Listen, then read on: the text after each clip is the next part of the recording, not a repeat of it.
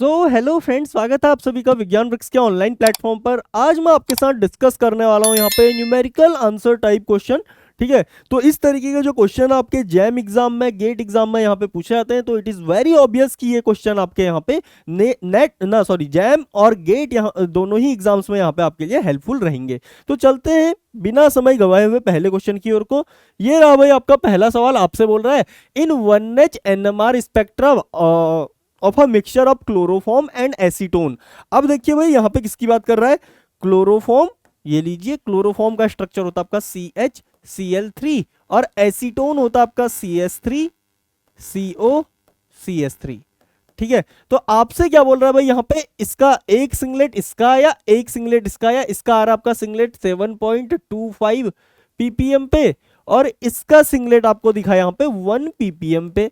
ये लीजिए, और बोल रहा है भाई इनकी इंटीग्रल हाइट, इसकी हाइट आपको दिखी 12 और इसकी हाइट आपको दिखी यहाँ पे 18। ये लीजिए, ठीक है, ये हाइट भी आपको दे दी है रिस्पेक्टिवली। आपसे बोल रहा है मोलर रेशियो बताइए क्लोरोफॉर्म और एसीटोन का। अब आप जानते हो भाई, जब आप इसको 1:1 में लोगे, इसका 1 रेशियो और इसका यहाँ पे 1 रेशियो, तो यहाँ पे नंबर ऑफ ये जो आपकी इंटीग्रल मतलब पीक होती है, पीक हाइट या पीक अंडर द मतलब एरिया अंडर द पीक, ये क्या होता है भाई यहाँ पे नंबर ऑफ प्रोटॉन के डायरेक्टली प्रोपोर्शनल होता है। तो यहाँ पे आपका 1 है तो 1:6 में इसका यहाँ पे एक्चुअल में रेशियो आना चाहिए था। ठीक है, अब सपोज करो आप यहाँ पे इसकी कंसंट्रेशन x लेते हो, इसकी कंसंट्रेशन y लेते हो, तो यहाँ पे कंसंट्रेशन के भी प्रोपोर्शनल होता है। तो ये रेशियो आपका x/6y हो जाएगा, जो कि आपको कितना दे रखा है यहाँ पे 12:18 दिया हुआ है। तो यहां से आप बोल सकते हो भाई x/6y आपका कितना हो जाएगा, यहां से ये हो जाएगा 12/18।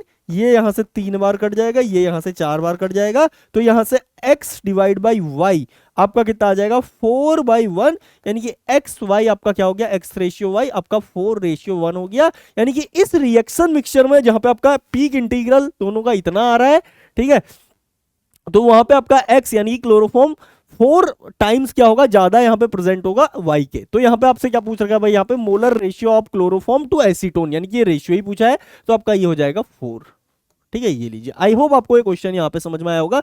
This is very easy question, लेकिन हम कभी कभी इसे गड़बड़ कर जाते हैं। ठीक है, गेट 2024 में इस तरीके का सवाल पूछा हुआ है ऑलरेडी, इसलिए मैं यहाँ पे आपके लिए लेके आया हूँ। Now moving to next question. ये रहा भाई आपका अगला सवाल, आपसे बोल रहा है the number of reaction that give the alkene as major product. आपसे बोल रहा है भाई किसमें यहाँ पे जेड अल्कीन बनेगी। अब देखो, अगर आप इसे थोड़ा सा ध्यान से देखोगे, सबसे पहला जो ऑप्शन है आपका ये क्या है भाई, यहाँ पे E2 एलिमिनेशन का एग्जांपल है। तो मैं सबसे पहले क्या करता हूं, यहाँ पे ये वाला बॉन्ड आपका एंटी है, मतलब ये दो बॉन्ड क्या है ना, एक दूसरे के रिस्पेक्ट में एंटी है एक दूसरे के। तो मेरे को क्या करना पड़ेगा, इस लीविंग ग्रुप को यहां पे लाना पड़ेगा, इसको मैं यहां ले जाऊंगा, इसको मैं यहां ले जाऊंगा, तो आपका ये कन्फर्मेशन कुछ ऐसा बन जाएगा। देखिए NMe3+ आपका यहाँ पे फिनाइल कहाँ आ गया, वेज पे आ गया, और डैश पे आपका क्या आ रहा है, यहाँ पे हाइड्रोजन आ रहा है। ये लीजिए। अब उसके बाद देखो भाई, यहाँ पे आपको क्या लाना पड़ेगा, ये हाइड्रोजन लाना पड़ेगा। हाइड्रोजन आप यहाँ पे लाओगे, ये लीजिए। फिनाइल आपका डैश पे आ जाएगा, ये लीजिए, और ये मिथाइल आपका वेज पे आ जाएगा, ये लीजिए। अब जब ये बेस आएगा, ये बेस यहां से क्या करेगा, इस प्रोटॉन को पकड़ेगा, ये यहां से आगे गिरेगा और ये यहां से निकलेगा, तो आपका यहां पे डबल बॉन्ड बनेगा। अब ये डबल बॉन्ड जब बन रहा है ना, तो देखिए फिनाइल आपका बैक साइड है, मिथाइल आपका फ्रंट में है। उसके अलावा इधर भी फिनाइल आपका फ्रंट में है, हाइड्रोजन आपका बैक साइड है। तो ये बन गई आपकी एक यहाँ पे ई अल्कीन। आपसे क्या पूछा है यहाँ पे, जेड अल्कीन। तो ये तो यहाँ पे आपका काउंट नहीं होगा, ऑप्शन ए आपका काउंट नहीं होगा। अब उसके बाद देखिए दूसरा क्वेश्चन आपका पायरोलिटिक सिन एलिमिनेशन का। यहाँ पे हीट कर रखा सल्फॉक्साइड आपको दी है, तो यहाँ पे आप क्या करोगे, इसको 60 डिग्री बैक साइड लेके जाओ, इसको 60 डिग्री बैक, इसको 60 डिग्री फ्रंट। तो आपका ये कंफर्मेशन कुछ ऐसा बन जाएगा SO-, यहाँ पे आपका pH। अब ध्यान से देखिए, डैश पे आपका क्या है, हाइड्रोजन है, और यहाँ पे pH आपका कहाँ आ गया, फ्रंट पे आ गया। ये लीजिए। इसके बाद आपको बताया भाई इस बॉन्ड का सिन बॉन्ड कौन सा होगा, ये वाला बॉन्ड इसका सिन होगा। तो आपको ये हाइड्रोजन घुमा के यहाँ पे लाना पड़ेगा, ये लीजिए। फिनाइल घूम के आपका डैश पे चला गया, ये लो, और मिथाइल घूम के आपका वेज पे आ गया, ये लीजिए। अब ये यहां से क्या करेगा ना, देखिए इस प्रोटॉन को ये पकड़ लेगा, ये लीजिए इस प्रोटॉन को पकड़ा, ये यहां से आगे गया, ये यहां से निकला, तो आपका डबल बॉन्ड यहां पे बन रहा है, ये लीजिए double bond, phenyl back side, methyl front में, फिनाइल फ्रंट में, मिथाइल आपका बैक साइड ना, हाइड्रोजन आपका बैक साइड, ये लीजिए भाई again this is your alkene. आपसे पूछा कि कौन कितनी, मतलब यहाँ पे जो नीचे रिएक्शन दी है इनमें से कितनी रिएक्शन ऐसी हैं जो आपका यहाँ पे जेड अल्कीन प्रोड्यूस करेंगी। अब ये वाला देखिए यहाँ पे क्या है भाई, इस रिएक्शन को बोला जाता है, देखिए इसमें डायोल है आपका, डायोल में यहाँ पे आपको क्या दे दिया, देखो डबल बॉन्ड एस Cl, ठीक है। तो ये OH भी इस पे अटैक करता है, ये OH भी इस पे अटैक करता है, आपकी एक 5 मेंबर की रिंग बनती है। अब अगर 5 मेंबर की रिंग बनेगी ना, तो इन दोनों OH को क्या करना पड़ेगा, यहाँ पे सिन में आना पड़ेगा, और इसी रिएक्शन को बोला जाता है आपका कोरे विंटर रिएक्शन। और कोरे विंटर रिएक्शन में एक्चुअली होता क्या है, 1,2 डायोल का यहाँ पे सिन एलिमिनेशन होता है, किस किस का, दोनों OH का, ठीक है। तो आप यहाँ पे बिना समय गवाए हुए इन दोनों OH को सिस पे लाइए, एक दूसरे के रिस्पेक्ट में सिन पे लाओ और डायरेक्टली यहां से एलिमिनेट कर दो। बाकी रिएक्शन का आपको सोचना भी नहीं है, बस आपको ये पता होना चाहिए दिस इज कोरे विंटर रिएक्शन। इसमें क्या होता है, दोनों OH का सिन एलिमिनेशन होता है। अब ध्यान से देखो भाई, मैं यहां से इस OH को ना 60 डिग्री बैक लेके गया, तो OH आपका यहां पे आ गया, हाइड्रोजन को मैं 60 डिग्री ऊपर उठाया तो ये डैश का डैश पे ही रहा, फिनाइल आपका 60 डिग्री फ्रंट आ गया, तो ये आपका प्लेन से बाहर की ओर यानी कि वेज पे आ गया, ये लो। इसके बाद ये बॉन्ड आपका एस सच रहेगा, ये लो। अब यहां पे मैं क्या करने वाला हूं ना, देखिए इस OH के सिन में आपको किसको लाना है, OH को लाना है। तो यहां पे लाने के लिए आपने क्या किया होगा, इसको यहां से यहां पे लाए, फिनाइल यहां हाइड्रोजन की जगह पे चला गया और हाइड्रोजन आपका बैक साइड आ गया, ये लीजिए। इसके बाद जैसे ही आप इन दोनों को सिन में लाओगे, आपको कुछ नहीं करना, इन दोनों को एलिमिनेट कर देना है, यहां पे अल्कीन आ जाएगी। अल्कीन में जब आप देखोगे फ्रंट में भी फिनाइल और यहाँ पे भी फ्रंट में फिनाइल, दोनों यहाँ पे हाइड्रोजन होगी। इसका मतलब ये कि आपकी एक जेड अल्कीन है, जेड अल्कीन आपकी यहाँ पे फॉर्म हो रही। तो पहला रिएक्शन ये हो गया, दिस इज करेक्ट। अब उसके बाद देखो भाई चौथा वाला भी आपका एग्जांपल देख लेते हैं। यहाँ पे भी क्या है ना, ये देखिए पीटरसन ओलिफिनेशन इन बेसिक मीडिया। बेसिक मीडिया में क्या होता है आपका सिन एलिमिनेशन होता है, किसका, सिलिकन का एज वेल एज OH का। ये है आपका सिलिकन, ये लीजिए यहाँ पे हाइड्रोजन को लगाओ, यहाँ पे भी आप हाइड्रोजन को लगाओ। इसके बाद यहाँ पे आप क्या करोगे, ध्यान से देखिए, सिन में लाना है। तो सबसे पहले मैं क्या करता हूं, इसको बैक लेके जाता हूं 60 डिग्री, ये लीजिए आपका SiMe3 यहां पे आ गया, ठीक है। ये आपका 60 डिग्री बैक गया, तो ये आपका डैश पे यहां पे आ गया हाइड्रोजन, ये आपका 60 डिग्री फ्रंट में आ गया। इसको मैं R लिख लेता हूं, C3H7 को, ये लीजिए R। अब ये वाला बॉन्ड मैंने एज सच रखा। अब आपको पता है भाई इस बॉन्ड का सिन बॉन्ड कौन सा है, ये वाला है। यहाँ पे एलिमिनेट करने के लिए मेरे को OH को लाना है, यहाँ पे मैं OH को ले आया, यानी कि ये OH आपका यहाँ पे आया, R आपका डैश पे चला गया, ठीक है, और हाइड्रोजन आपका फ्रंट पे आ गया, ये लीजिए। तो यहाँ पे क्या हो जाएगा, फिर इन दोनों का यहाँ पे सिन एलिमिनेशन हो जाएगा, अल्कीन यहाँ पे फॉर्म हो जाएगी, ये लीजिए। यहाँ पे आपका R हो गया, यहाँ पे आपका R हो गया, तो ये भी आपकी क्या बन गई, यहाँ पे एक ई अल्कीन बन गई। तो आपसे पूछा था जेड अल्कीन किस किस में फॉर्म होगी, तो इसका यहाँ पे देखिए एक ही में फॉर्म हो रही, तो इसका राइट आंसर कितना हो जाएगा, कितनी नंबर ऑफ रिएक्शन है, 1 हो जाएगा। अब लेकिन ना इन एग्जाम में अगर क्वेश्चन देगा तो सिर्फ 4 रिएक्शन में रिस्ट्रिक्ट नहीं रहेगा। मैं आपको पहली बात बता देता हूँ, 2 नंबर में इस तरीके का क्वेश्चन आपसे पूछा जाएगा, वहां पे कम से कम आपसे 6 से 7 रिएक्शन वो पूछेगा, ठीक है। तो एक रिएक्शन जैसा आपके सामने ये दे दी, यहीं पे आपको क्या दे देगा, ऐसे सपोज करो आपको दे दिया BF3 इथरेट OET का होल ट्वाइस। तो इस केस में आपका क्या होगा, अब देखो अगर यहाँ E बना है तो यहाँ पे आपका Z बनेगा, क्योंकि यहाँ पे आपका क्या होता है, एंटी एलिमिनेशन होता है। This is Peterson olefination in anti fashion. उसके अलावा आपको क्या देगा, देखिए कोई एक अल्काइन देगा, इस अल्काइन में एक तो यहाँ पे क्या डाल देगा, NH3 डाल देगा, बर्च रिडक्शन। तो इसमें तो आपका क्या होगा, यहाँ पे ई अल्कीन फॉर्म होगी। इसके अलावा यहाँ पे क्या डाल देगा, लिंडलार कैटलिस्ट डाल देगा, लिंडलार कैटलिस्ट में आपकी यहाँ पे जेड अल्कीन फॉर्म हो जाएगी, ठीक है। तो यहाँ पे अगर इतने ऑप्शन अगर आपको दे देगा, तो यहाँ पे आपको दिख रहा है एक ये है जेड, एक जेड आपका ये है, एक जेड आपका यह है, तो 3 यहाँ पे जेड हो गए। अगर ई पूछ लेता 1 2 3 तो यहीं पे दिख रहे हैं, चौथा ई आपका यह है, तो 4 ये हो गया। तो इस तरीके का क्वेश्चन आप एक्सपेक्ट कर सकते हो एग्जाम में, वो पूछ सकता है in 2 marks question. Now moving to next question. ये रहा जनाब आपका अगला सवाल, आपसे बोल रहा है number of possible alkenes, number of possible alkyne product form in the following reaction. अब अगर आप ध्यान से देखोगे, ये क्या है भाई, आपकी यहाँ पे मैकमरी कपलिंग है। और मैकमरी कपलिंग में होता क्या, आपके कोई भी 2 कार्बोनिल होते हैं ना, जैसे ये PH है, ये है, ये आएगा यहां से, और जो दूसरा कार्बोनिल दिया है उसके साथ क्या कर जाएगा, यहाँ पे कपलिंग कर जाएगा। ये CH3 है, ये आपका C2H5 है, ठीक है। ये यहां से निकलेगा टाइटेनियम के साथ, तो आपका TiO2 निकल गया यहां से, टाइटेनियम ऑक्साइड, और यहां पे आपका क्या बन गया, एक अल्कीन बन गई, ये लीजिए।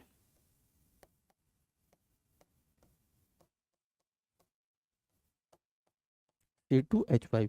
अब इसमें सिर्फ इतना ही नहीं, ये देखिए यहाँ पे फिनाइल और C2H5 एक दूसरे के ट्रांस में, जरूरी नहीं है ट्रांस में ही हो, ये यहाँ पे एक दूसरे के सिस में भी आ सकते हैं, तो यहाँ पे ज्योमेट्रिकल आइसोमर पॉसिबल है। तो आप क्या बोलोगे भाई, यहाँ पे से आपकी 2 अल्कीन आपकी जनरेट हो रही है, तो आप इसका आंसर क्या लगा दो, यहाँ लगा दोगे यहाँ पे number of possible alkyne product form by the following reaction का यहाँ पे राइट आंसर क्या हो जाएगा, 2 हो जाएगा। नाउ अगर आपने अगर 2 लगा दिया तो यह आंसर हो जाएगा आपका गलत, यह आंसर हो जाएगा आपका गलत। क्यों होगा, ध्यान से देखो, क्योंकि जब आप रिएक्शन कराओगे तो वहां पे एक मॉलिक्यूल इसका और एक मॉलिक्यूल इसका थोड़ा होगा। रिएक्शन तो आप क्या करते हो, मोल्स ऑफ रिएक्शन के साथ कराते हो, यानी कि Avogadro number of molecule 6.022 into 10⁻23 molecule, 10⁻22 molecule, तो बिलियंस एंड ट्रिलियंस मॉलिक्यूल की आप रिएक्शन एक साथ लगाते हो। तो वहां पे ऐसी पॉसिबिलिटी भी हो सकती है कि इसके एक मॉलिक्यूल के साथ इसी का मॉलिक्यूल रिएक्शन कर जाए, ये लीजिए, इसे बोला जाता है सेल्फ मैकमरी कपलिंग।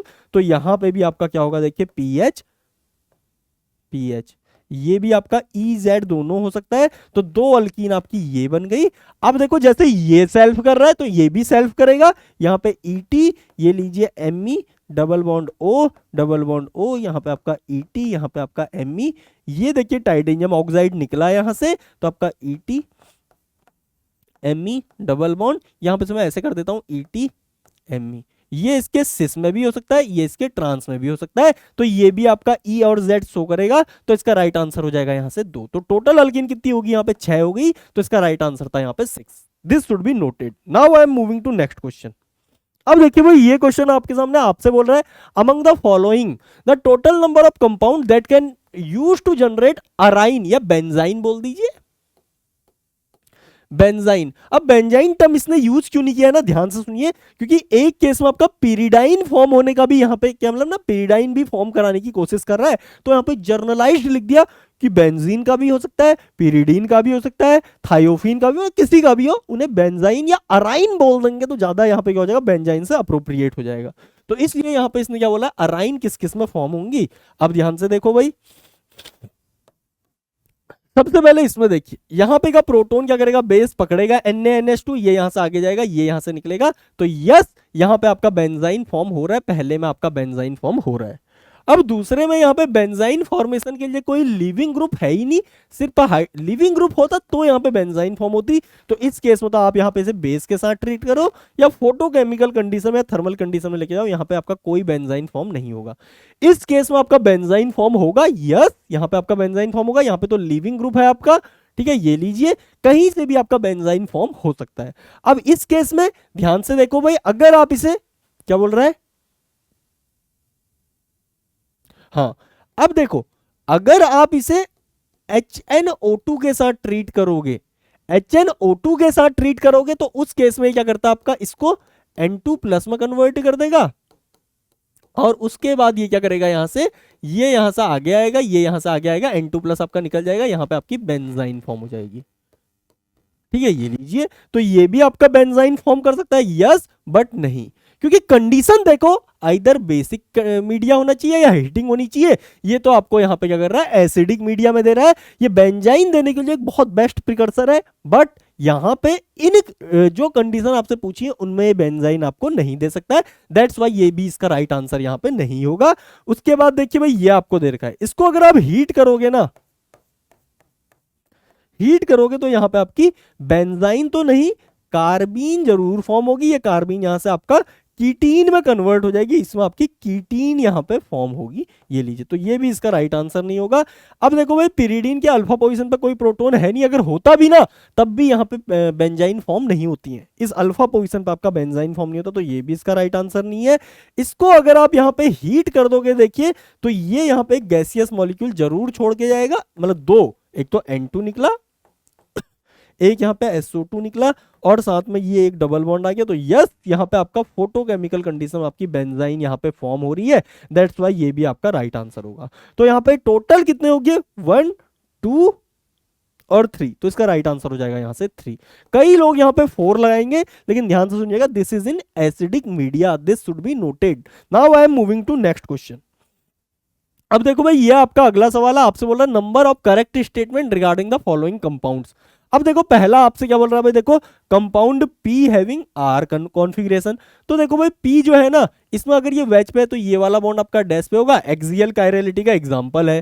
देखो एक्सिस लगाओ यहां से, ये लीजिए, इसमें देखिए 1 2 3 4, 1 2 3 आपका क्या है, देखिए क्लॉकवाइज, ठीक है। तो ये क्या हो गया आपका आर हो गया। आपसे क्या बोल रहा है एस, गलत, ये तो गलत हो गया। उसके बाद देखिए इसमें बोल रहा है कि इसका compound Q having S configuration. अब देखिए हाइड्रोकार्बन चेन आपकी ऊपर है, पीवेट एटम से आप यहाँ पे 1 कर दीजिए, इसको 2 कर लो, इसको 3 कर लो, 1 2 3 आपका क्लॉकवाइज, सॉरी एंटी क्लॉकवाइज, तो ये आपका एस हो गया। और यहाँ पे क्या बोल रहा है S, yes this is correct. आपको पता होगा कि यहाँ पे कायरल प्लेन होता है, कायरल प्लेन में अगर हाइड्रोकार्बन चेन आपकी ऊपर है और ये 1 2 3 क्लॉकवाइज आ जाए, एंटी क्लॉकवाइज आ जाए तो उसे एस बोलते हैं, क्लॉकवाइज आ जाए तो उसे आर बोलते हैं। अगर यही हाइड्रोकार्बन चेन नीचे होती और क्लोरीन या ब्रोमीन कोई सा भी एटम है ऊपर होता, तो उस केस में रूल क्या होता आपका, रिवर्स हो जाता, 1 2 3 क्लॉकवाइज में एस, एंटी क्लॉकवाइज में आर हो जाता है। इस केस में आपका ऊपर हाइड्रोकार्बन चेन है, 1 2 3 एंटी क्लॉकवाइज आई, तो ये ऑब्वियसली आपका क्या हो गया, एस हो गया। तो ये आपका यहाँ पे करेक्ट स्टेटमेंट है, ये वाला देखिए। इसके बारे में क्या बोल रहा है भाई, आर, ये कंपाउंड आर है, आर हैविंग पी कॉन्फिगरेशन। अब देखो भाई ये हेलिकल कायरलिटी का एग्जांपल है। हेलिकल कायरलिटी में सिंपल सी बात है, आपको ऊपर से नीचे की ओर, वेज से डैश की ओर को आपको आना होता है, यहां से आप देख रहे हो, ठीक है। ये लीजिए, आप देख रहे हो भाई ये रोटेशन आपका एंटी क्लॉकवाइज है, एंटी क्लॉकवाइज मतलब माइनस, और अगर यहीं पे क्लॉकवाइज होता ऊपर से नीचे की ओर आप देखते, देखिए ये रोटेशन आपका क्लॉकवाइज है, क्लॉकवाइज है, तो ये आपका क्या हो गया, प्लस हो गया। तो यहां पे देखिए ऊपर से नीचे, ये लीजिए दिस इज द आपका ये क्या है, क्लॉकवाइज रोटेशन, जिसका मतलब ये आपका पी आइसोमर है, yes this is P, this is also correct. अब यहां पे बात कर रहा है एस की, एस हैविंग आर कॉन्फिगरेशन। अब देखो भाई यहां पे तो आपका एक ही कायरल कार्बन है ये वाला, तो इसमें देख लेते हैं एक बार।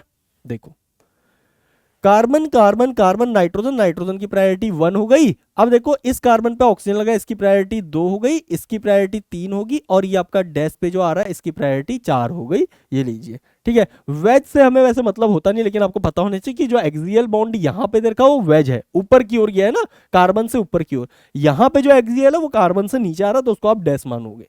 अब ध्यान से देखो यहाँ पे 1 2 3 ये रोटेशन आपका कैसा हुआ यहाँ पे, क्लॉकवाइज, इसका मतलब ये क्या हो गया आपका आर हो गया। तो yes compound S having R configuration, this is also correct. अब उसके बाद क्या बोल रहा है भाई, इस कंपाउंड टी की बात कर रहा है, बोल रहा है compound T is optically inactive due to presence of plane of symmetry. अब देखो भाई टी की यहां पे बात कर रहा है, यह है कंपाउंड टी, इसको मैं थोड़ा ऐसे लिख लेता हूं। ये बोल रहा है देखिए यहाँ पे 2 मिथाइल है, और बोल रहा है जनाब आपने यहाँ पे इसमें प्लेन ऑफ सिमेट्री मारी और आपको यहाँ पे पीओएस दिखी। ये कायरल सेंटर तो है ही, ये वाला भी कायरल सेंटर है। पीओएस होने की वजह से आपने इसे ऑप्टिकली इनएक्टिव बोल दिया, और ऐसे कंपाउंड को आप यहाँ पे मीजो कंपाउंड बोल देते हो। तो इसके बेसिस पे आप क्या बोलोगे कि ये स्टेटमेंट भी आपका क्या है, यहाँ पे ट्रू स्टेटमेंट है, ये लीजिए। लेकिन जैसे ही आप इसे ट्रू बोलोगे गलत हो जाएगा, no this is not a meso compound, इसमें पीओएस यहाँ पे एग्जिस्ट नहीं करती है। Yes this is optically inactive, या ऑप्टिकली इनएक्टिव होता है, सही बात है, लेकिन ये ना तो मीजो है ना ही इसमें पीओएस एग्जिस्ट करती है। कंपाउंड की एग्जिस्टेंस जो होती है आपकी, वो होती है आपकी चेयर लाइक स्ट्रक्चर में, ये लीजिए, एक मिथाइल ऊपर दूसरा मिथाइल ऊपर, ये लीजिए। अब देखिए ये कंपाउंड फ्लिप भी तो कर सकता है जनाब आपका। इसकी अगर मैं फ्लिप्ड फॉर्म आपके सामने ड्रॉ करूं ना, तो देखिए ये सेंटर ऊपर चला जाएगा, ये लीजिए, कुछ इस तरीके से फ्लिप्ड फॉर्म आपको दिखेगी, ये लीजिए। अब देखो ये सेंटर आपका देखिए नीचे आ गया, यहाँ पे मिथाइल इस पे ऊपर की ओर था, ये लीजिए मिथाइल ऊपर लगा दिया, ये कार्बन जो नीचे था वो ऊपर चला गया, इस पे मिथाइल ऊपर था, ये लीजिए, दोनों मैंने ऐसे लगा दिए। अब देखिए जो ये वाली फॉर्म है, इस पे एक एक्सियल पे एक इक्वेटोरियल पे, यहाँ पे भी एक एक्सियल पे एक इक्वेटोरियल पे, तो दोनों ही क्या होंगे, इक्वली स्टेबल होंगे। तो रिएक्शन मिक्सचर में ये भी आपका 50% होगा और ये भी आपका 50% होगा। इतना आप समझ गए होगे। अब देखो थोड़ा सा मैं इन दोनों के बीच का, इसको मैं बोल देता हूं P1, इसको मैं बोल देता हूं P2। P1 और P2 के बीच का रिलेशन देख लेते हैं। अब देखिए भाई यहाँ पे लगा हुआ आप एक कायरल एक्सिस, मतलब कायरल एक्सिस बोल रहा हूँ, गलती होगी माफ कीजिए, यहाँ पे आप लगा दो एक एक्सिस ऑफ सिमेट्री, और वो एक्सिस ऑफ सिमेट्री कौन सी लगाओगे आप यहाँ पे लगाओगे C3 axis of symmetry, C3 axis of symmetry ऐसे लगाइए, ठीक है। अब देखो जैसे ही आप C3 लगाओगे ये वाला कार्बन ना आपका घूम के यहां पे आएगा, ये वाला कार्बन घूम के आपका यहां पे जाएगा, और ये वाला कार्बन घूम के आपका यहां पे आएगा, ये लीजिए, ठीक है। अब ध्यान से देखो, उसके बाद ये वाला कार्बन घूम के आपका यहां पे आएगा, ये वाला कार्बन घूम के आपका यहां पे आएगा, और ये वाला कार्बन घूम के आपका यहां पे आएगा। अब अगर आप थोड़ा सा नोट करोगे ना, इसका जो स्कैफोल्ड था वो पूरा बिल्कुल एग्जैक्टली सेम है, ये पहले भी इसी फॉर्म में था, अभी भी इसी फॉर्म में रहेगा। आप इसे बिल्कुल ऐसे यहां पे मत लिख दीजिएगा, क्योंकि ध्यान से देखो ये कार्बन पहले यहां पे था, ये यहां पे आ गया, ये लो यहां पे लिख दिया मैंने, ठीक है। ये यहां पे था, इसको मैंने यहां पे लगा दिया, ये मैंने यहां पे लिख दिया, और ये कार्बन यहां पे था, इसको मैंने यहां पे लिख दिया, ये लो यहां पे लिख दिया। अब ऊपर देखो ये कार्बन जो यहां पे था वो घूम के यहां पे आया, तो यहां पे लिख दिया ये लोग ऊपर, ये ऊपर का ऊपर ही है यहां पे, और ये वाला घूम के यहां पे आ गया, ये लीजिए। लेकिन डिफरेंस किस चीज का है? डिफरेंस जनाब देखिए, ये कार्बन जो घूम के यहां पे आया ना, इसका ये मिथाइल जो इक्विटोरियल पे लगा, ये यहाँ पे इक्विटोरियल पे आ गया, ये कार्बन जो घूम के यहाँ पे आया, इसका मिथाइल एक्सियल पे यहाँ पे आ गया, ये लीजिए। अब थोड़ा सा कंपेयर करो, देखो मैं इसको एग्जैक्टली यहाँ पे लिख रहा हूं, ये लीजिए, ये लीजिए मिथाइल ऐसे, ये लो, और ये मिथाइल आपका ऊपर की ओर है, ये लीजिए। थोड़ा सा अगर आप देखोगे ये दोनों आपको एक दूसरे की मिरर इमेजेस तो दिख ही रहे हैं, साथ में नॉन सुपर इंपोजेबल भी है, क्योंकि जब आप इसे उठा के यहां से यहां इसके ऊपर रखोगे ना, देखिए यहां पे ऊपर की ओर कार्बन है, यहां पे ऊपर की ओर एम्प्टी स्पेस है, तो सुपर इंपोजेबल भी नहीं है। नॉन सुपर इंपोजेबल मिरर इमेजेस, वो भी 50-50% में। इसका मतलब जनाब ये क्या है, आपके एक दूसरे के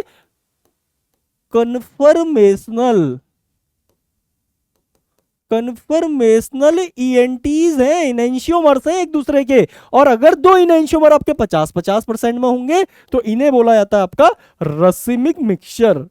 तो yes, this is optically inactive, सही बात थी, but not due to this plane of symmetry, this is due to racemization, racemic mixture, ठीक है, this is due to racemic mixture. तो ये बोला compound T is optically inactive due to plane of symmetry, बिल्कुल false statement है, cut मारो, ठीक है, ये लीजिए। अब बोल रहा है जनाब ये जो कंपाउंड यू है ना, having R configuration due to chiral axis. अब देख लेते हैं भाई, देखो आइदर आप इसमें डायरेक्टली यहां से कायरल एक्सिस लगा दो, या फिर आप इसे अल्लीन का इक्विवेलेंट मान लो। कैसे मानोगे अल्लीन का इक्विवेलेंट? देखो ये exocyclic double bond, hydrogen back side, front पे आपका क्या है, CO2H है। इस रिंग को आप ना यहाँ पे, अब देखो रिंग को आप यहाँ पे इक्विवेलेंट मान सकते हो एक डबल बॉन्ड के, क्योंकि दोनों का DB1 होता है, तो आप यहाँ पे से ऐसे डबल बॉन्ड ऐसे मान लो, ठीक है। इस पे CO2H नीचे की ओर है और हाइड्रोजन ऊपर की ओर है, बिल्कुल जैसा यहाँ पे लिखा है ऐसे ही लिख लीजिए। अब लगा दो इसमें कायरल एक्सिस, ठीक है, यहां लगा लो, यहां लगा लो, अब तो आपको दोनों से ही समझ में आ जाएगा। इधर देखिए जहां स्टीरियो नहीं दिया, इसकी प्रायोरिटी 1, इसकी प्रायोरिटी 2, इधर इसकी प्रायोरिटी ज्यादा है, इसकी प्रायोरिटी कम है। अब 1-2 जा चुके हैं तो 3 देना पड़ेगा, ये 4 हो गया, 1 2 3 आपका क्या आ गया क्लॉकवाइज, बोले तो R। Yes, this is R configured compound, this is also true, this is also true. तो यहां पे आपका राइट आंसर क्या हो गया, 4 इज द राइट आंसर, ये लीजिए। करेक्ट स्टेटमेंट कितने के हैं भाई, यहाँ पे 4 के हैं, 2 के इनकरेक्ट हैं, जैसे कि पहले, और ये ई वाले का ए और ई के हैं यहाँ पे इनकरेक्ट है। Now I am moving to next question. आगे बढ़ने से पहले भाई देख लो आपका यहाँ पे क्या है, 12 फरवरी को आपका यहाँ पे रिपीटर्स बैच स्टार्ट हो रहा है, ठीक है। तो इसमें आपको यहाँ पे जो अभी क्या बोलते हैं, जो आपका CSIR एग्जाम है ना, CSIR नेट का, उसमें आपने देखा होगा भाई थोड़ा सा पैटर्न जो है वो पुराने जैसा नहीं रहा। अगर आप 2015 से 20 के सवाल देखोगे, 22 तक के भी सवाल देखोगे, they are pretty much similar. लेकिन अभी रिसेंट 2-3 साल से क्या है कि पैटर्न इज इंटायरली चेंज, और आपका जो 60% से ज्यादा क्वेश्चन आ रहे हैं ना, उन्होंने बहुत बेसिक बट कंसेप्चुअलिटी वहां पे ले आए हो, तो उस तरीके के सवाल आपको यहाँ पे देखने को मिलेंगे, ठीक है। उसके अलावा पार्ट सी के लिए आपको किस तरीके से स्ट्रेटजी करनी है, इस सब चीज के लिए आपको यहाँ पे मेंटरशिप वगैरह, उसके अलावा concept plus trap based question आपको देखने को मिलेंगे, ठीक है। बाकी ज्यादा जानकारी के लिए तो ऑब्वियस सी बात है भाई, आपको ये 2 नंबर यहाँ पे दिए, इन पे आपको कांटेक्ट कर लेना है। इसके अलावा जो पहले 200 छात्र होंगे उनके लिए पहले 200 छात्र छात्राएं होंगी उनके लिए यहाँ पे क्या है भाई, एक स्पेशल ऑफर है। वो क्या है, उसके लिए आपको अगेन इन कॉन्टैक्ट नंबर पे यहाँ पे कॉन्टैक्ट करना है। Now I am moving to next question. ये रहा जनाब आपका अगला सवाल। आपसे बोल रहा है यहाँ पे predict the specific rotation of a mixture of 30%। अब देखो आपसे बोल रहा है बताओ जनाब स्पेसिफिक रोटेशन बताइए किसका, बताओ 30% क्या है यहाँ पे आपका माइनस आइसोमर है, और यहाँ पे बाकी बचा हुआ क्या है 70% आपका क्या है प्लस वाला इनैंशियोमर है। अब आपसे बोल रहा है भाई यहाँ पे जो प्योर माइनस वाला आइसोमर है 100% जब ये आपका है तो उस केस में इसका अल्फा कितना आ रहा है -23.13 आ रहा है। और तो ऑब्वियस सी बात है, तो इसका कितना हो जाएगा, इसका कितना हो जाएगा 100% में, 100% में इसका हो जाएगा +23.13। अब आपसे बोल रहा है इसका स्पेसिफिक रोटेशन, बहुत सिंपल सी बात है भाई, मिक्सचर है, इसका मोल फ्रैक्शन आपका 0.3, स्पेसिफिक रोटेशन हो गया इसका -23.13, प्लस आप इसका मोल फ्रैक्शन हो गया 0.7 और स्पेसिफिक रोटेशन हो गया यहाँ पे 23.13।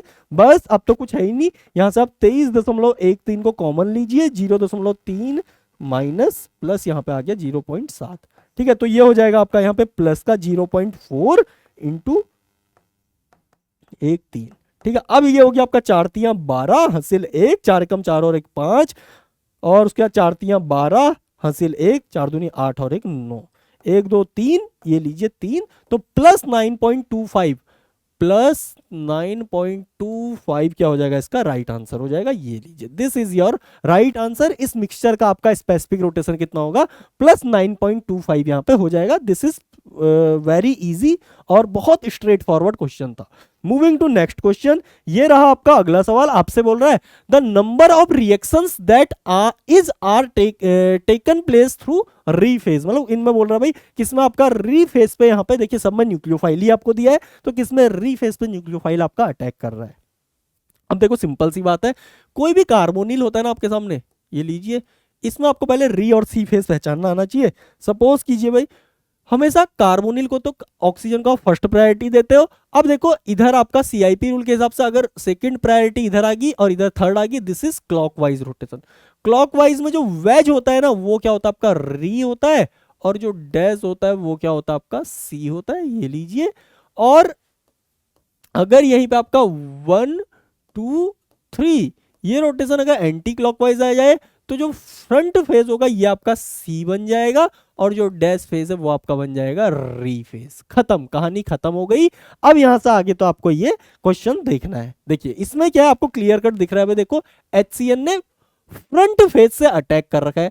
अब इसमें देख लीजिए फर्स्ट प्रायोरिटी फिनाइल और मिथाइल में फिनाइल की प्रायोरिटी ज्यादा 1 2 3, this is clockwise. Front phase आपका क्या है री फेज है, यस यहाँ पे री फेज से इसने अटैक किया, दिस इज करेक्ट। ठीक है, अब यहां पे देखो LiAlH4 ने देखो OH अगर बाहर की ओर आया है तो हाइड्रोजन ने यहां पे पक्का ही क्या होगा बैक वाले फेज से यहां पे हाइड्राइड आया होगा आपका, ये लीजिए हाइड्राइड आपका बैक फेज से आ रहा है। अब देख लेते हैं भाई फर्स्ट प्रायोरिटी तो ऑक्सीजन की, कार्बन कार्बन कार्बन पे क्लोरीन लगी यानी कि सेकंड प्रायोरिटी, थर्ड प्रायोरिटी 1 2 3 आपका एंटी क्लॉकवाइज है। एंटी क्लॉकवाइज में डैश वाला फेज आपका क्या हो जाता है री हो जाता है, ये लीजिए एंटी क्लॉकवाइज में डैश फेज री हो गया, तो यहां पे आपका क्या है भाई अगेन इसमें भी आपका री फेज से ही अटैक हुआ है, तो ये भी आपका राइट है। इसमें देखिए आपको क्या दिया है NaBH4 ने अटैक किया होगा। अब ध्यान से देखो थोड़ा सा लॉजिकली समझिएगा, ये O अगर आपका आगे आ रहा है ना तो यहां पे देखिए NaBH4 ने बैक साइड से अटैक किया है, तभी तो ये OH आपका फ्रंट पे आया होगा इस तरीके से, ये लीजिए। और इसके बाद इसने क्या किया होगा यहाँ पे अटैक किया होगा फ्रंट से ही, और आपका कंपाउंड कुछ ऐसे यहाँ पे बन गया होगा, ये लीजिए दोनों फ्रंट पे। ठीक है, अब इसको थोड़ा सा ऐसे लॉजिकली समझिए, अगर हाइड्राइड बैक फेज से अटैक कर रहा है तो यहाँ पे this is first priority, this is second, this is third, 1 2 3 anti clockwise. Anti clockwise में जो डैश वाला फेज होता है दैट इज री फेज, तो यस इसमें भी आपका री फेज से अटैक हुआ है, दिस इज करेक्ट। अब एक बार ऑप्शन डी देख लेते हैं, इसमें भी जनाब आपका NaBH4 है, NaBH4 ने फ्रंट से अटैक कर रखा है, ये लीजिए हाइड्राइड ने फ्रंट से यहाँ पे अटैक कर दिया है। अब देखो this is first priority, this is second priority, this is third priority, 1 2 3 आपका क्या है यहाँ पे क्लॉकवाइज, ये क्या है भाई आपका, देखो 1 2 3 क्लॉकवाइज। क्लॉकवाइज में जो फ्रंट फेस होता है ना, क्लॉकवाइज में जो फ्रंट फेस होता है दैट इज रीफेस। तो यहां पे भी आपका रीफेस से ही अटैक हुआ, दिस इज ऑल्सो करेक्ट। तो आप क्या बोलोगे भाई, ऑल 4 रिएक्शन। तो नंबर ऑफ रिएक्शन आपसे पूछिए तो यहाँ पे 4 का 4 आ जाएगा। आई थिंक आपको ये क्वेश्चन यहाँ पे समझ में आ गया होगा। Now moving to next question, ये रहा जनाब आपका अगला सवाल। आपसे बोल रहा है the number of compounds containing homotopic relationship between HA and HB। अब सिंपल सी बात है भाई, बहुत लेंदी प्रोसीजर यहां पे फॉलो नहीं करेंगे, एक क्रोनोलॉजिकल सीक्वेंस यहां पे फॉलो करना है आपको। सबसे पहले आपको चेक करना है CN एक्सिस अगर किसी मॉलिक्यूल में प्रेजेंट है और वहां पे कोई भी दो एटम अगर उस एक्सिस से एक्सचेंज हो रहे हैं तो उन एक्सचेंज एटम के बीच का रिलेशनशिप होगा होमोटॉपिक। अगर वहां पे जो बचे हुए एलिमेंट है, ठीक है, बचे हुए एलिमेंट और उनकी कनेक्टिविटी सिमिलर टाइप की है बट वो एक दूसरे से एक्सचेंज नहीं हो रहे, और उसके बाद आपने मिरर प्लेन लगाया CN एक्सिस के बाद मिरर प्लेन, तो मिरर प्लेन से जो एटम आपके रिफ्लेक्ट होंगे दोज विल बी इनेंशियोटॉपिक, और जो बच गए जनाब वो आपके हो जाएंगे डायस्टीरियोटॉपिक। जैसे कि यहां पे देखो, अगर आप इसमें ध्यान से देखोगे, ये जो कंपाउंड है this is very special compound. Generally देख के लगता है यार कौन सा एक्सिस लगाए, तो मैं आपको बताता हूं। देखो ये देखो यहां पे आप इसमें एक C2 एक्सिस लगाओ, C2, ओहो C2 एक्सिस। जब आप इसे ऐसे घुमाओगे ना, आप इसे ऐसे घुमाओगे तो ये वाला कार्बन आपका चला जाएगा यहां, ये वाला कार्बन आपका आ जाएगा यहां, ठीक है, ये वाला हाइड्रोजन आपका चला जाएगा यहां, ये लीजिए, और ये वाला हाइड्रोजन आपका आपस में एक्सचेंज हो जाएंगे। तो yes these two are replacing by C2 axis. तो इसका मतलब ये क्या हो गया आपके होमो हो गया, होमोटॉपिक। यहां पे अगर आप देखोगे इसमें भी आप सोचोगे यार एक C2 लगा के देख लेते हैं ऐसे, मतलब यहां पे से एक C2 लगा लेते हैं जो कि इसके बीच में से ऐसे निकल रही है और इस बॉन्ड के बीच में से आप C2 लगाओगे तो yes these two will be exchange. लेकिन कमाल की बात क्या है ना, ये वाला कार्बन एक्सचेंज होगा इस कार्बन से और ये वाला कार्बन एक्सचेंज होगा इससे। ये HA जो ऊपर है यहां पे के नीचे वाले हाइड्रोजन से एक्सचेंज होगा। तो आप क्या बोलोगे भाई, देखिए यहां पे ये दोनों हाइड्रोजन, ये दोनों हाइड्रोजन तो आपका एक्सचेंज हो नहीं रहे C2 एक्सिस लगा के। अब अगर ये एक्सिस से एक्सचेंज नहीं हो रहे तो फिर मिरर प्लेन देखोगे तो इसमें ना आपका देखो ये कुछ इस तरीके का कंपाउंड है, ठीक है। ये लो एक मिरर प्लेन भी यहां यहीं पे मैं लगा देता हूं।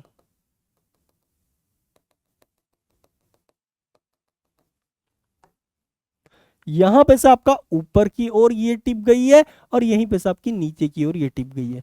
अब आपको क्लियरली दिख रहा होगा भाई, यहां ऊपर का प्रोटॉन और ये नीचे का प्रोटॉन एक दूसरे को यहां पे रिफ्लेक्ट होंगे, यस, और ये ऊपर का कार्बन इसको रिफ्लेक्ट होगा। तो यहां पे प्लेन ऑफ सिमेट्री एग्जिस्ट कर रही है जिससे ये दोनों प्रोटॉन एक दूसरे को क्या हो गया, रिफ्लेक्ट हो गया। अगर वो मिरर प्लेन से रिफ्लेक्ट होते हैं तो उन्हें क्या बोल देते हैं, इनेंशियोटॉपिक बोलते हैं, दीज आर ENTs, ठीक है। अब इस केस में ये तो बहुत कॉमन केस है भाई, देखो ऊपर की ओर आपका यहाँ पे 3 मेंबर, मतलब एक कार्बन है और नीचे की ओर यहाँ पे आपके 2 कार्बन है, तो इन्वायरमेंट इज कंप्लीटली डिफरेंट। तो ये आपके डायरेक्टली क्या हो जाएंगे, डायस्टीरियोमेरिक हो जाएंगे, डायस्टीरियोटॉपिक हो जाएंगे। और ये तो आप वैसे भी जानते हो this is exo and this is endo. Exo endo क्या होते हैं, एक दूसरे के डायस्टीरियोमर होते हैं। यहां पे अगर आप देखोगे ना, ये थोड़ा सा इंटरेस्टिंग है। वैसे तो आपका रूल जो वाला है वो भी यहाँ पे बिल्कुल चलेगा, ठीक है, लेकिन ध्यान से देखिए ये वाला हाइड्रोजन और ये वाला हाइड्रोजन, ये जो कार्बन है आपका दिस इज अ प्रोकाइरल सेंटर, प्रोकाइरल।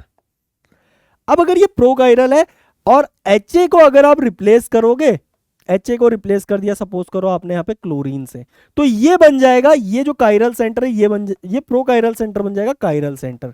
अब अगर काइरल सेंटर है तो इसका R या S में से कुछ नोमेनक्लेचर आएगा, ये लीजिए, और यहाँ पे काइरल एक्सिस तो है ही, इसका भी यहाँ पे कोई ना कोई नोमेनक्लेचर रहा होगा जो कि हम देख लेते हैं। यहाँ पे क्या है भाई इसका नोमेनक्लेचर, 1 2 3, 3 ये नहीं है, 3 तो इथाइल वाला होगा, ये लीजिए 3 ये रहा, 4 आपका मिथाइल वाला है। 1 2 3 आपका anticlockwise but 4 priority on wedge, तो इसका मतलब ये क्या हो गया आपका R हो गया। तो एक्सिस तो आपका ऑलवेज क्या रहेगा, R रहेगा, और काइरल सेंटर अगर इससे R है तो HB से क्या बन जाएगा, S बन जाएगा, अगर इससे S है तो ये क्या बन जाएगा, R बन जाएगा। तो एक सेंटर तो आपका सेम रह रहा है, एक्सिस आपकी क्या है, देखो एक्सिस तो आपकी क्या रह रही है यहाँ पे, आर की आर ही रह रही है, लेकिन कायरल सेंटर अपनी स्टीरियो यहाँ पे चेंज करा, तो कुल मिला के पार्शियल चेंज होगा, और पार्शियल चेंज कहीं पे भी होगा तो वो क्या कहलाते हैं, एक दूसरे के डायस्टेरियोमर कहलाते हैं। वरना आप ये रूल अप्लाई कर लो ना, इसमें आपको सी एन एक्सिस दिखेगा ना इसमें मिरर प्लेन दिखेगा, तो ऑब्वियस सी बात है, आप देखिए दोनों की कनेक्टिविटी सेम है, तो ये क्या हो जाएंगे, एक दूसरे के डायस्टेरियोमेरिक हो जाएंगे ये लो। ठीक है, ये कंपाउंड में अगर आप यहां पे से देखो, एक अगर आप C2 एक्सिस लगा दोगे, C2 लगा दोगे तो ये कार्बन और ये कार्बन आपस में एक्सचेंज होंगे, ये कार्बन और ये कार्बन आपस में एक्सचेंज होंगे, ये कार्बन और ये कार्बन आपस में एक्सचेंज हो जाएंगे, ऊपर का प्रोटॉन ऊपर HAH भी आपस में एक्सचेंज हो गया, अगर एक्सचेंज होगी तो दीज टू आर होमोटॉपिक।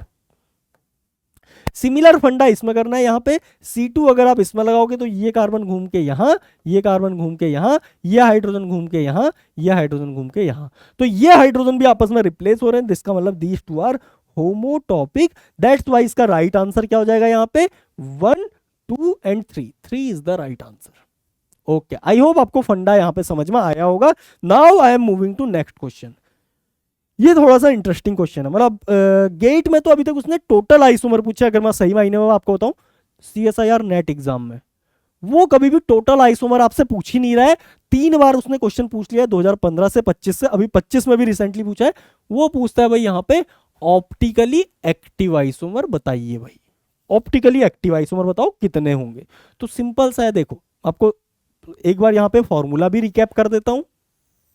देखिए, अगर आपका मॉलिक्यूल क्या है ना, एसिमेट्रिक है, एसिमेट्रिक का मतलब क्या होता है, ना तो उसमें पीओएस है ना उसमें सीओएस है। ठीक है, तो उस केस में अगर आपके एन स्टीरियोजेनिक सेंटर है तो टोटल स्टीरियो आइसोमर क्या होते हैं आपके, 2 की पावर n होते हैं। और अगर आपसे यहां पे पूछ लेगी optically active, optically active isomer कितने होंगे, तो ये सारे के सारे क्या होते हैं आपके ऑप्टिकली एक्टिव होते हैं, तो 2 की पावर n। ऑप्टिकली इनएक्टिव कितने हो जाएंगे, ऑप्टिकली इनएक्टिव आइसोमर, तो ऑब्वियस सी बात है भाई, सब अगर ऑप्टिकली एक्टिव है तो ऑप्टिकली इनएक्टिव 0 हो जाएंगे। तो यहां से अगर आपसे पूछ लेगी कितने इनएंशियोमरिक पेयर होंगे, तो आपको बता भाई पेयर तो 2 का होता है, अगर total isomer active optically active इतने हैं तो ऑप्टिकली एक्टिव ही इनएंशियोमर हो सकते हैं। इसको आप डिवाइड कर दोगे 2 से तो हो जाएगा 2 की पावर n-1।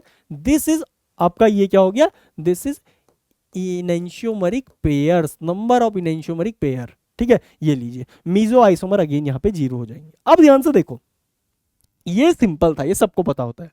अब देखिए अगर आपका मॉलिक्यूल सिमेट्रिक हो जाए, सिमेट्रिक, सिमेट्रिक का मतलब क्या है ना, देखिए कायरल सेंटर तो ऑब्वियस ही बात है यहां पे भी दिख रहे हैं आपको, ये लीजिए, लेकिन इसमें आप देखोगे ना इधर का पोर्शन और इधर का पोर्शन ना इस प्लेन के अराउंड क्या है, देखो यहाँ पे सेम है, इधर भी CHOH CO2OH, यहाँ पे भी CHOH CO2OH, तो यानी कि ये क्या आपका एक सिमेट्रिक मॉलिक्यूल है। और सिमेट्रिक मॉलिक्यूल में अगर n आपका यहाँ पे ऑड हो जाए और n आपका इवन हो जाए तो कहानी चेंज हो जाती है। टोटल टोटल स्टीरियो आइसोमर कितने होंगे भाई, n ऑड होगा तो 2 की पावर n-1। ठीक है, और जब इवन होगा टोटल स्टीरियो आइसोमर होंगे आपके 2 की पावर n/2 -1 प्लस 2 की पावर 1 मिनट रुकना, हाँ n-1, ये लीजिए इतने आइसोमर होते हैं। ठीक है, 2 की पावर n-1, 2 की पावर n/2 -1, इस तरीके का फॉर्मूला आपका बनता है, ये लीजिए। अब इसमें से आपको ये ध्यान देना है भाई, यहाँ पे आपके अब देखो जैसे ये वाला केस है, इसमें आपसे पूछ रहा है कितने यहाँ पे ऑप्टिकली एक्टिव होंगे, तो आपको ये ध्यान देना है यहाँ पे सिमेट्रिक अगर ऑड आ जाए, ये आपके यहाँ पे ऑप्टिकली एक्टिव है 2 की पावर n-1/2। 1 मिनट रुकिएगा, कुछ गड़बड़ कर गया हूं मैं शायद, ऑड या सही है,